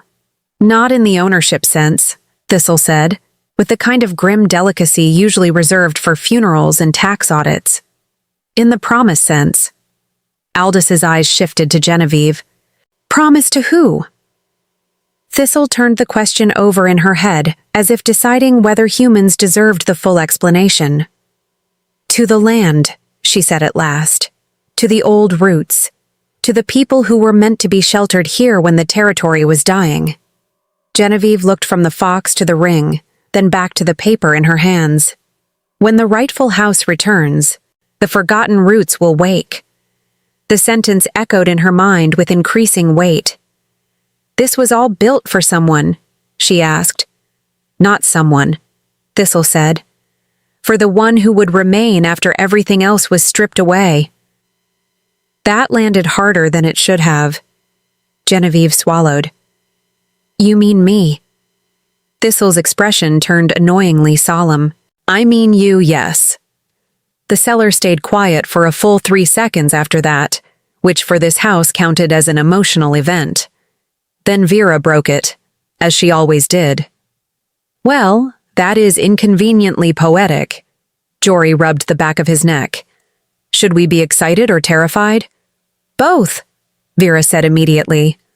Aldis set the paper down on the pedestal and said, There's more. Genevieve looked at him. How do you know? He nodded toward the back of the cellar. The wall. At first, she didn't see it. Then, as she looked where he pointed, she noticed the faint seam in the stone. A narrow vertical line hidden in shadow, almost invisible until the lantern shifted.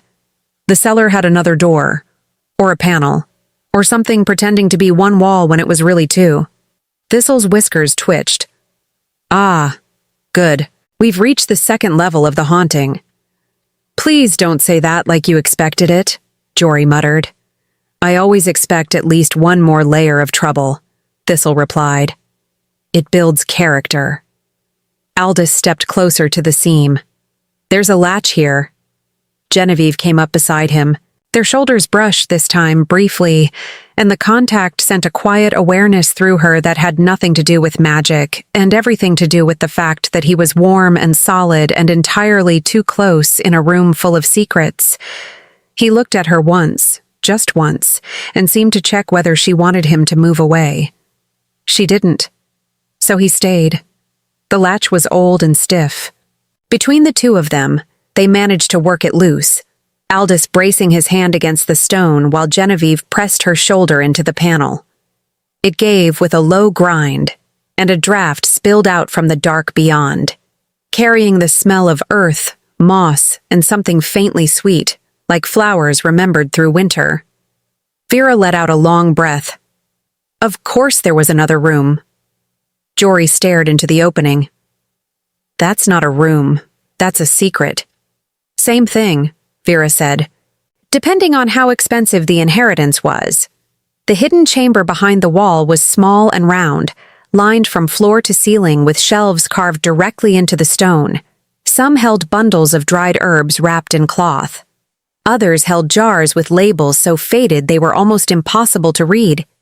One shelf held candle stubs, a bone-handled comb, and 3 folded blankets so old they had gone soft with age. In the center of the chamber stood a stone basin filled with dark soil. Genevieve stepped in first. The air was colder here, but not dead. Not in the way the cellar had been. This room felt paused, waiting, like a breath held too long.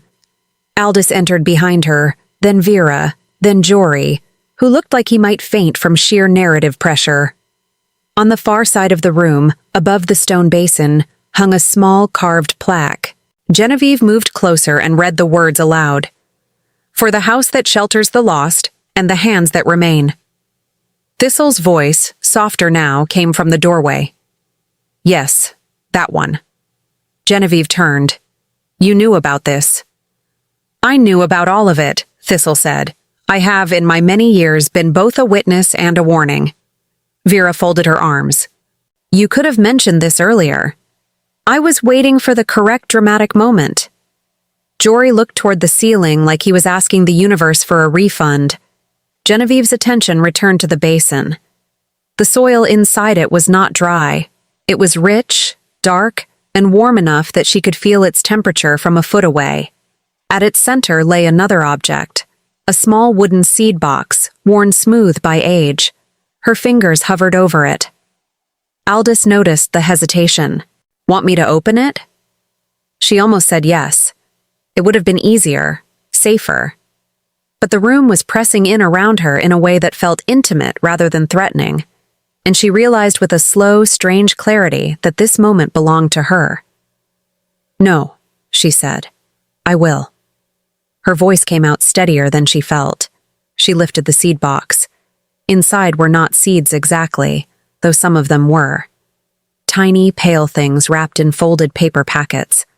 But beneath them lay a handful of blackened pellets, no larger than a fingernail, each one marked with a spiral cut into the surface. Vera leaned in. What are those? Thistle inhaled once. Old root seeds. Jory blinked. That sounds made up. It does because they are older than your confidence, Thistle replied. They were used when the land itself needed permission to wake. Aldous looked at Genevieve. And the spiral? Thistle's tail flicked. A vow mark. The one who keeps the house must plant them by hand. Genevieve held one between her fingers. It was cool, but not cold. There was a strange weight in it, tiny and final. What happens if I do? She asked. Thistle's golden eyes softened just slightly, which somehow made her look older. Then the house stops waiting in silence. It begins to answer. That sat in the room like a bell struck once. Genevieve looked down at the seed in her hand, then at the basin, then at the shelves full of old comfort, old labor, old care. Her whole life had been packed into rooms that other people had built, measured, and emptied at their convenience. She had spent decades adapting to places that never quite wanted her. This house, ruined, stubborn, half buried in grief, was the first place that had not asked her to fit. It had asked her to stay. The thought made her throat tighten. Aldous, standing close enough now that she could feel his quiet presence at her side, said gently, You don't have to do this alone. She looked at him then. He wasn't smiling. He wasn't trying to persuade her. He was simply there, offering the kind of support that had no demand hidden inside it, the kind that made room instead of taking it.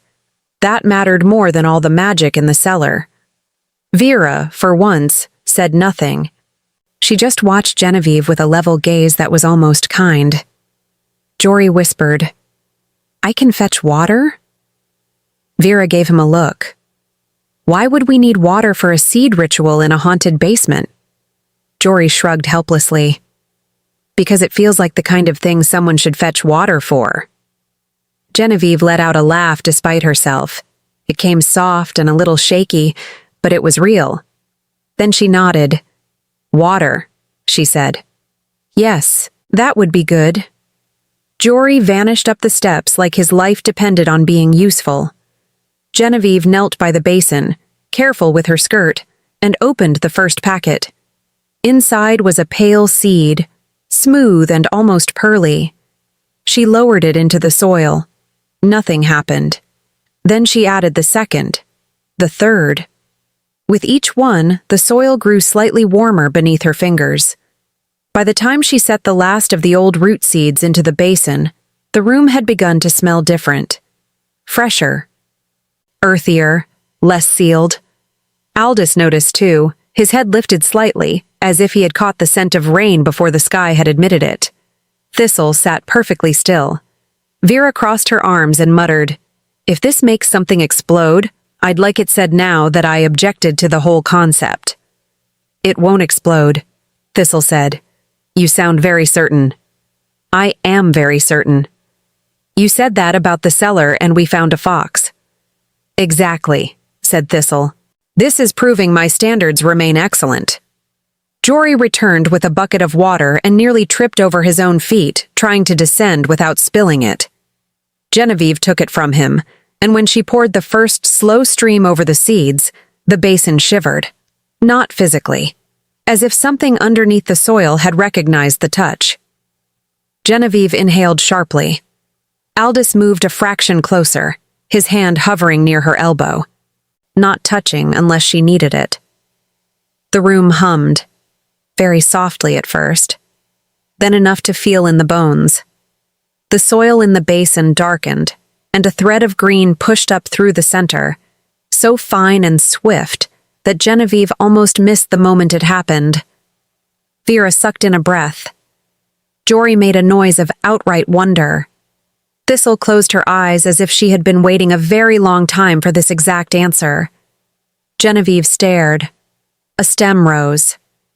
Then another. Tiny leaves unfolded from the dark like careful hands. Not a full plant. Not yet. But alive. The hum deepened, and warmth spread outward through the chamber. The shelves trembled just slightly. Dust loosened from the ceiling.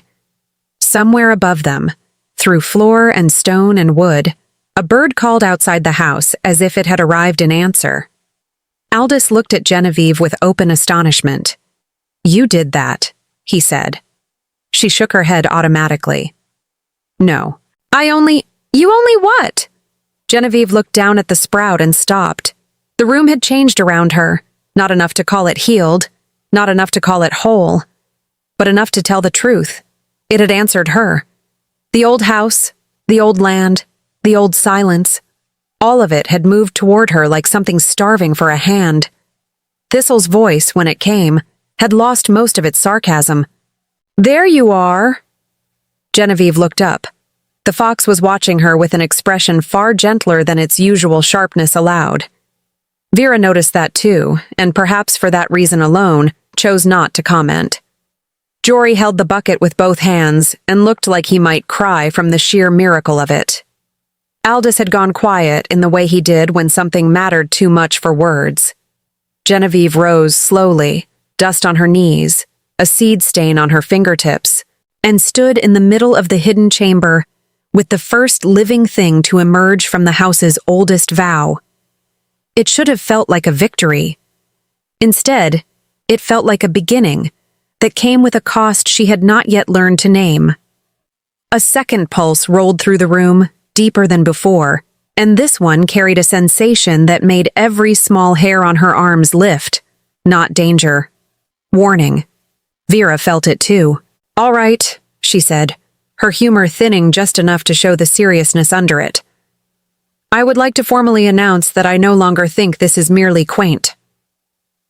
Aldous' gaze shifted toward the chamber entrance, where the dark of the cellar seemed somehow deeper than before.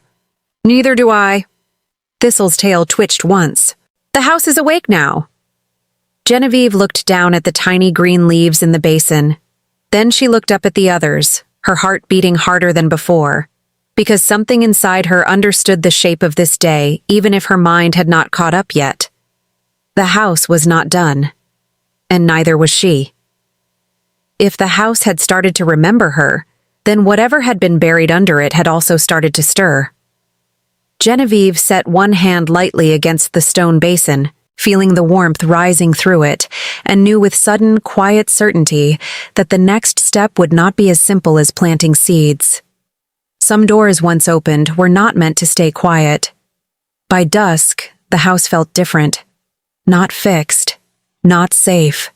Just different in the way a person feels different after waking from a dream that may or may not have been a warning. Genevieve stood at the top of the cellar steps with one hand resting lightly against the doorframe, listening to the low hum that still seemed to live beneath the floorboards. The hidden chamber had closed again after the seeds were planted.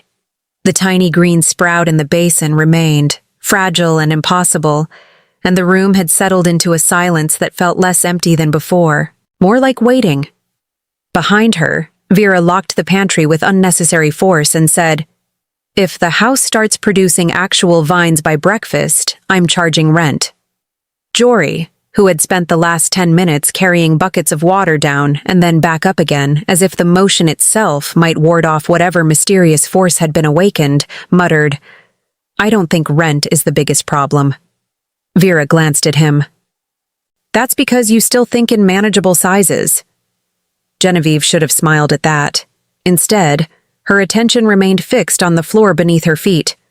The pulse was stronger now, not painful, not urgent, but insistent, as if something old and patient had noticed the seeds and was no longer content to be merely remembered. Aldous, standing a step below her, asked quietly, "Do you want me to come with you?" She looked down at him. He had that careful expression again, the one that always seemed to say he would never force himself into a place she had not opened for him. It should have been reassuring. It was. But it also stirred something else in her. Something softer and more dangerous. "No," she said after a beat. "I want you to." His mouth softened very slightly at that. Not enough for a smile. Enough to matter. So he came with her. They went out through the kitchen and into the side yard where the dusk had turned the fields to a wash of silver and gray. The sprout line near the ditch had spread another foot since morning. Small wildflowers, the sort that should not have been brave enough to appear in dead soil, trembled in the evening air as if testing whether the world would permit them to remain. Vera called from the porch, "I'll have you know that if either of you disappear into the haunted grass and come back with another fox, I'm leaving the county." Jory looked stricken. "There's going to be another fox?" "Don't encourage her," Aldous said over his shoulder. Vera pointed at him. "You stop being reasonable right now. It's ruining my momentum." Genevieve let out a quiet laugh, the sound light enough to surprise even her. The dusk carried a cool edge, but it wasn't unpleasant. Aldous walked beside her toward the field boundary, the two of them taking their time without speaking. That, too, had become familiar in the last days. Not awkward silence, but shared quiet. The kind that felt full of things unspoken and not yet ruined. At the edge of the field, Genevieve stopped. The soil here was darker than the rest, richer. Not fertile yet, but less defeated. Aldous crouched and brushed his fingers over the ground. "This is changing too. I can see that." He looked up at her. "The land seems to know when you're near." Genevieve folded her arms against the cooling air. "It still sounds ridiculous when you say it like that." "It sounds ridiculous because it's true." She huffed a laugh through her nose. "I'm beginning to dislike how calmly you accept impossible things." "I work in orchards," he said. "You learn quickly that impossible things are usually just things not yet understood. That is a very attractive way of being irritating." He looked up at her then, and there it was again, that brief, quiet shift in his face when her words caught him off guard. Not because they were flirtatious exactly, because they were honest. "You think I'm attractive when I'm irritating?" he asked. Genevieve blinked once. Vera's voice immediately carried from the porch. "Oh, good. Progress." Jory groaned. "Why can she hear everything?" "Because she's nosy and morally gifted," Vera called back. Genevieve closed her eyes for the briefest moment. "I hate this house." "No, you don't," Vera said. Genevieve opened her eyes and found Aldous smiling at her now, not broadly, not teasingly, but with the kind of warmth that made a woman feel seen in her entirety instead of only in her usefulness. It was unfair. It was also, if she was honest, lovely. The wind moved over the field. Then something happened that made the evening go still. Not far from where they stood, near the boundary stone half hidden in moss, the ground broke open in a narrow line. Genevieve went rigid. Aldous was up in an instant, one hand lifting protectively but not touching her, leaving the choice to her. The line widened, not into a crack, into a seam. Green pushed through first, a thread, then a tuft, then a pulse of living growth forcing itself through the dead earth with a kind of deliberate patience. Genevieve stared as a row of small shoots emerged, each one trembling in the dusk. Vera, from the porch, went very quiet. Jory whispered, "That's not normal." "No," Vera said softly. "That's better." Aldous looked between the ground and Genevieve, and the seriousness on his face deepened. "Do you feel anything?" "Yes," she said. "Pain?" "No." "Then what?" Genevieve listened inwardly. The answer came slower than she expected, but it was there. A pull, not toward the land, through it. Like something beneath the soil had shifted and found her again. "It feels like..." She swallowed. "Like the house wants me to go somewhere." Aldous held very still. "Where?" She looked toward the old boundary stone. There, just beyond it, the dark line of the field ended near a stand of trees she had not yet explored. The air around them seemed deeper than the rest, the shadows thicker. Genevieve's pulse quickened. Vera descended the porch steps with purpose, skirts lifting slightly as she crossed the yard. "If this turns into a quest, I want it on record that I objected to the timing." Jory hurried after her. "Maybe we should not say quest like that." "I'll say quest if I want to say quest." Aldous didn't take his eyes off Genevieve. "What are you thinking?" That was the problem. She wasn't thinking. Not properly. The sensation had bypassed logic and gone straight to instinct. The same ancient part of her that had stayed calm in the council hall, that had tolerated humiliation with her spine straight, that had stepped into Nocthal House because nowhere else remained. This was the same feeling, only turned forward. "I think," she said slowly, "there's something under the land that belongs to the house." Vera crossed her arms. "That is a sentence I would like to dislike more than I do." Genevieve took one step toward the boundary stone. Aldous moved with her, not in front of her, beside her. Close enough to share the cold air, not so close as to crowd. The movement said more than a speech could have. When she glanced at him, he simply said, "I'm here." It should not have mattered as much as it did. It did. They reached the boundary stone together. Up close, the moss on its surface seemed alive too. Not normal moss, but a deeper green, almost luminous in the fading light. Genevieve knelt and brushed her fingers over it. The moment she touched the stone, the pulse beneath the ground changed. Then the earth gave way with a small, soft sigh. A root rose from the soil. Not a tree root. Not exactly. It was too deliberate for that, too shaped.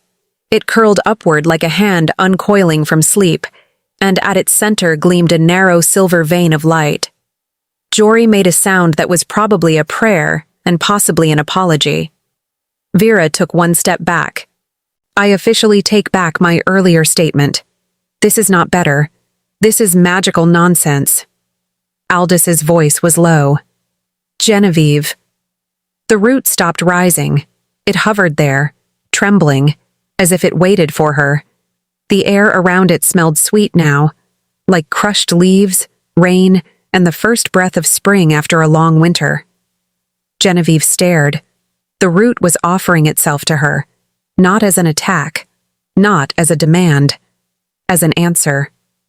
She reached out slowly, very slowly. Aldous caught the motion and asked, "Are you sure?" She looked at the root, at the line of silver light, at the field behind it, dark and waiting, at the house behind her, lit warm in the distance now by the kitchen window, at Vera with her impossible commentary, and Jory with his alarmed, earnest face, then at Aldous, whose expression had gone very still with concern and trust at once. "No," she said. And because she was honest enough to say the rest, she added, "But I think I need to be." Her fingers closed around the root. Light flared, not blinding, not violent, just sudden enough to make everyone blink.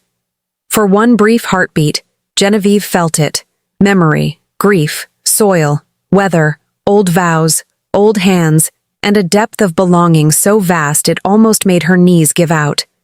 She saw, not with her eyes, but with some more ancient part of herself, a house standing whole in another time, fields green and full, people gathered around the hearth, laughter, work, shelter, the promise of being held by a place that had not yet been stripped bare. Then the vision passed. She gasped and swayed. Aldous caught her immediately, one arm steadying her at the waist before she could fall. His touch was firm, warm, and careful, and for a second she couldn't seem to breathe around the fact of it. "Easy," he said, voice low near her ear. His closeness did far more to unsettle her than the vision had. Genevieve put one hand against his forearm to steady herself, and the simple contact sent a quiet, intimate shock through her. Not because it was dramatic, because it was real. Vera, watching them, made a small face of suffering so exaggerated that Jory immediately looked away in secondhand embarrassment. "Well," Vera said, "either she just communed with the land, or this house has finally become impossible to manage." Jory looked from Genevieve to the glowing root. "Was that supposed to happen?" Thistle's voice came from somewhere behind them, because of course the fox had arrived without anyone hearing her. "Supposed? No. Necessary? Very likely." Genevieve turned, still breathing a little unevenly, and found Thistle seated on the boundary stone as if she had been there all along. The fox's silver fur caught the last bit of evening light. Her expression, for once, had none of its usual sarcasm. "What did I see?" Genevieve asked. Thistle's ears tipped forward. A memory, a path, a very old answer. Aldis's hand remained at her waist, not pressing, simply supporting. Genevieve became aware all at once that they were standing very close, that his pulse felt fast under her palm, that the evening had gone very still around them. "And where does it lead?" she asked. Thistle looked toward the trees beyond the field line. "To the heart of what was buried," Vera muttered. "Of course it does." Genevieve followed Thistle's gaze. For the first time since arriving, she felt the shape of the house's mystery, not as a burden, but as a path. Dangerous, yes, and strange, but leading somewhere instead of circling endlessly around loss.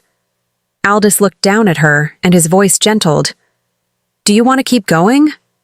Genevieve ought to have said no. It would have been easier. Safer. Instead, she met his eyes and said, "I think I have to." Something warm moved through his expression then. Not surprise exactly. Pride, perhaps. Or admiration. The kind that made her chest ache in a good way. "Then I'll go with you," he said. The answer was so immediate, so certain, that for one foolish moment Genevieve forgot how to answer. Vera sighed dramatically. "This is going to become a problem, isn't it?" "Almost certainly," Thistle said. Jory raised a hand. "Do problems usually involve glowing roots?" "Only the good ones," Vera said. Genevieve laughed, though her eyes had not left the dark edge of the field, because the root had already begun to sink back into the earth. Not disappearing. Receding. As if it had done what it came to do and was waiting for her to follow the trail it had opened. Aldous helped her to stand fully, and their hands remained linked for one beat too long before either of them remembered there were witnesses. Genevieve released him reluctantly. The night was coming in now, cool, blue, and full of the smell of damp earth. The house behind them glowed warmly through its kitchen windows, and for the first time Nocthal did not look like a place of exile. It looked like a threshold. Genevieve drew in a breath and felt, beneath the fear, beneath the memory, beneath even the fragile new hope, something stronger settling into place. She was not done being changed by this place, and the house, whatever it was not done with her either. The path beneath the trees ended where the earth changed. Genevieve knew it the moment she stepped off the field boundary and into the darker stretch of land beyond. The air here was older, heavier, not threatening exactly, but watchful in the way an old house is watchful when someone enters a room that has not been opened in years. Aldous stayed beside her without speaking. Vera came behind them with a lantern in one hand and a look of permanent offense at being right about the world being full of nonsense. Jory, who had insisted on coming despite Vera's protests, followed with a satchel full of rope, bread, bandages, and a level of seriousness that made him look almost grown. Thistle rode on Vera's shoulder like she had every right to be there. "This is the least comforting walk I've ever taken," Vera muttered. "That means it's working," Thistle said. Genevieve would have smiled if her attention were not fixed on the narrow cleft in the earth ahead. It was half hidden by roots and moss, tucked under a line of stones that looked older than the house itself. The same silver thread of light she had seen in the root now shimmered faintly from the opening. Aldous glanced at her. "You don't have to do this if you don't want to." Genevieve looked back at him, and in the lantern light his face seemed both steady and tired, as if he had spent the last several days carrying the shape of her fear without ever making it heavier. "I want to," she said. That was the truth, not the easy truth, the real one. The opening led down into a narrow tunnel lined with roots and black stone. The air was cool and smelled sharply of wet soil, old wood, and something faintly floral, like white flowers crushed between pages. Genevieve led the way because the earth seemed to respond to her steps, opening just enough for them to pass. The tunnel widened after a few yards into a chamber beneath the hill. It was not a ruined place. That was the strange part. It had been waiting, preserved in silence, as if the land had folded itself around it for safekeeping. In the center stood a stone basin much like the one in the cellar, but larger. Around it, 4 carved pillars rose from the floor, each one wrapped in old vine patterns and symbols she did not recognize. On the far wall hung a faded cloth banner, but the sight that caught her breath was the row of names carved into the stone beneath it. Not family names, not titles, names of people. Some were scratched deeply, some faded nearly to nothing, but they were there. A home ledger, Genevieve realized. A record of those who had been sheltered here. The lost, the wounded. The unwanted, the forgotten. Thistle's voice softened, almost against her will. This was a refuge once. Vera stepped closer, lantern lifted. For who? Thistle's tail flicked once. For anyone the world had decided it was finished with. Genevieve moved toward the basin. Her fingers brushed the rim, and warmth answered immediately, not from magic alone, but from memory. She could feel the echo of hands that had planted, fed, mended, welcomed. She could feel the shape of a promise made long before she was born. And then she saw it. Another plaque, half hidden behind the basin. She bent to read it. When the house is emptied by grief, the keeper must return not to rule, but to restore. Genevieve straightened slowly. Aldous watched her face. "What is it?" She took a breath. "It says the house was never meant to belong to a ruler." Vera let out a short laugh. "Well, that's refreshing." "It says it was meant to shelter those left without place," Genevieve continued, "and that when the last keeper failed, the house would wait for another." Jory frowned. "Another what?" Thistle climbed down from Vera's shoulder and walked to the basin with the air of someone conducting a ceremony she had been too old to enjoy the first time around. Another caretaker, another hand, another heart stubborn enough to remain. Genevieve looked down at the carvings. Then, slowly, she understood the shape of the truth. The Greyvorn Council had not only stripped her title, they had sent her away because this was the place her life had been leading all along. A refuge, a holding place, a house meant for the lost, a land that remembered the woman who remained when everyone else had turned away. It was not punishment. It was inheritance. Aldous came up beside her. "You're thinking very loudly." She gave him a faint look. "You make that sound unreasonable." "It is unreasonable." "Everything here is unreasonable." That earned the smallest smile from him, and the sight of it settled something in her chest. Vera, meanwhile, was studying the chamber with narrowed eyes. So what now? We admire the haunted real estate and move in? No, Thistle said, blunt as a bell. Now she chooses. Genevieve turned. The room seemed to hold its breath. Choose what? She asked. Thistle met her gaze. The old house can wake fully, but only if the keeper accepts the bond. This place can bloom again. The fields can live. The shelter can reopen. But the house will not answer a hand that wants to own it. Aldis's eyes moved to her, then back to Thistle. What does the bond ask? Only what it has always asked, the fox said. Care, stewardship, presence, a life given freely. Genevieve looked around the chamber, at the names carved into stone, at the basin, at the old banner, at the earth that had waded through grief without forgetting its purpose. The choice should have felt impossible. Instead, it felt clear in the oldest part of her. This was where she had been leading ever since the council's humiliation, ever since the house first answered her step, ever since the first green sprout pushed through dead earth. She was not meant to be discarded. She was meant to remain. Her throat tightened. If I do this, what happens to me? Thistle's answer was quiet. You become the keeper, the one the land listens to, the one who mends what others break. Forever? Until you choose otherwise. Genevieve let out a long breath. Then she turned to Aldis, because suddenly that mattered too. More than she had expected. More than she had the right to want. What about you? She asked. He did not hesitate. What about me? If I stay, if I take this bond, if I make this my life. She swallowed once. I don't want to do it alone. His face softened in a way that made the air around them feel warmer. You won't, he said. Vera made a rude little sound in the back of her throat that might have been tenderness in disguise. Jory looked at the floor and smiled too hard.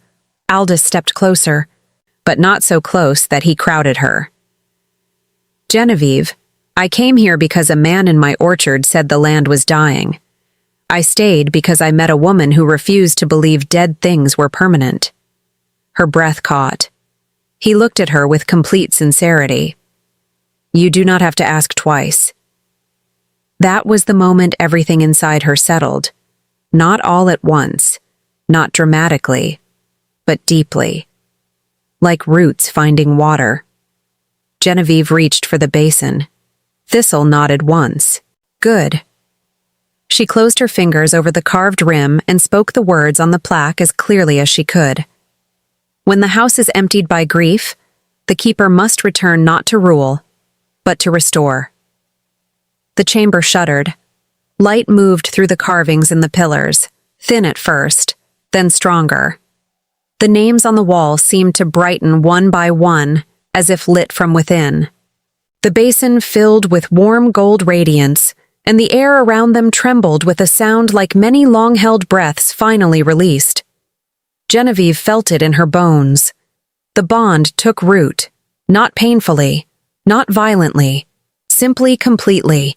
It moved through her the way deep water moves through dry earth, filling every empty place she had not known how to name. She saw the house above them, not as ruin, but as home. She felt the fields outside the hill, tired and waiting. She felt the people who had already come to her land, and the ones who would come after. The refuge was waking. Outside, beyond the hill, the first wind of spring crossed the dead fields. It touched the edge of Nocthal and did not turn away. Vera's voice came through the brightness, rougher than usual. Well, that seems to have done it. Jory laughed once, breathlessly. Did anyone else feel that? No, Vera said. Just you, the house, and every living thing within 3 counties. Aldis caught Genevieve before her knees could dip with the force of the bond settling into place. His arm came around her waist, steady and warm, and she leaned into him without shame. The room had changed, the air had changed. She had changed.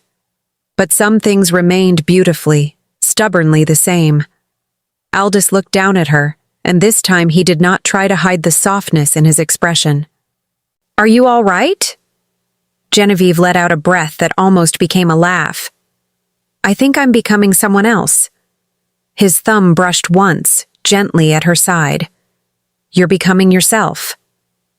That undid her more than the magic had. She looked at him, and because the truth had become a thing too large to keep inside, she said, "Stay." It was barely above a whisper. His answer was immediate. "Always." Thistle snorted. "Disgusting.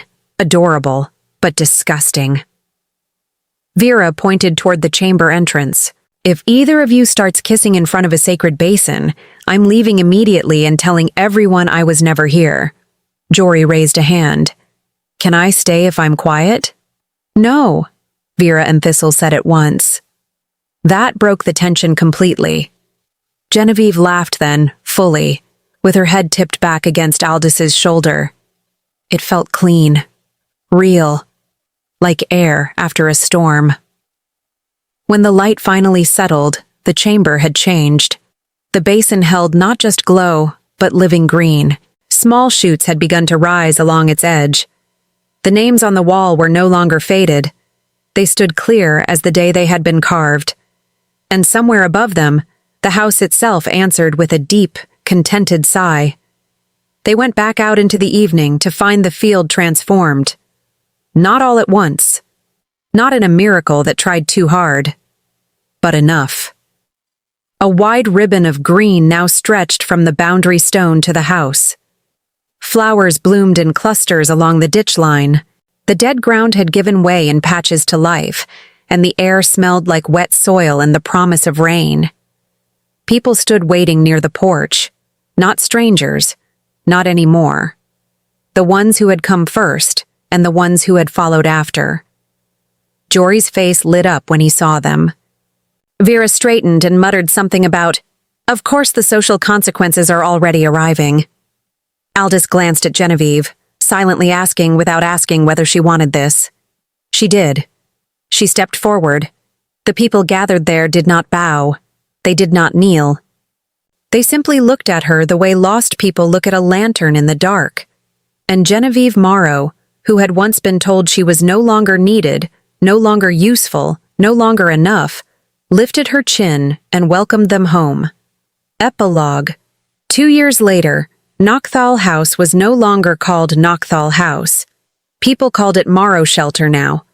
Though Genevieve had protested the name until Vera informed her that pretending not to be the center of a living miracle was a deeply annoying form of humility. The gardens stretched farther each season. Children ran through the herb rows. New cottages stood where only dead ground had once spread. The house still creaked, still hummed, still had opinions, but it had become full of laughter. Genevieve stood on the porch one spring morning, watching Jory argue with a teenager over the correct way to stack firewood, while Vera threatened both of them with a broom. Aldous came up behind her with 2 cups of tea and handed her one without a word. She smiled before she turned. "You're early." "I live here now," he said. She looked at him. At the lines time had softened at the corners of his eyes. At the warmth he still carried so easily. At the life they had built. Not fast. Not perfectly. But truly. "Yes," she said. "You do." The fields beyond the porch rolled green all the way to the trees. And this time the land remembered everyone who stayed. Thank you for listening.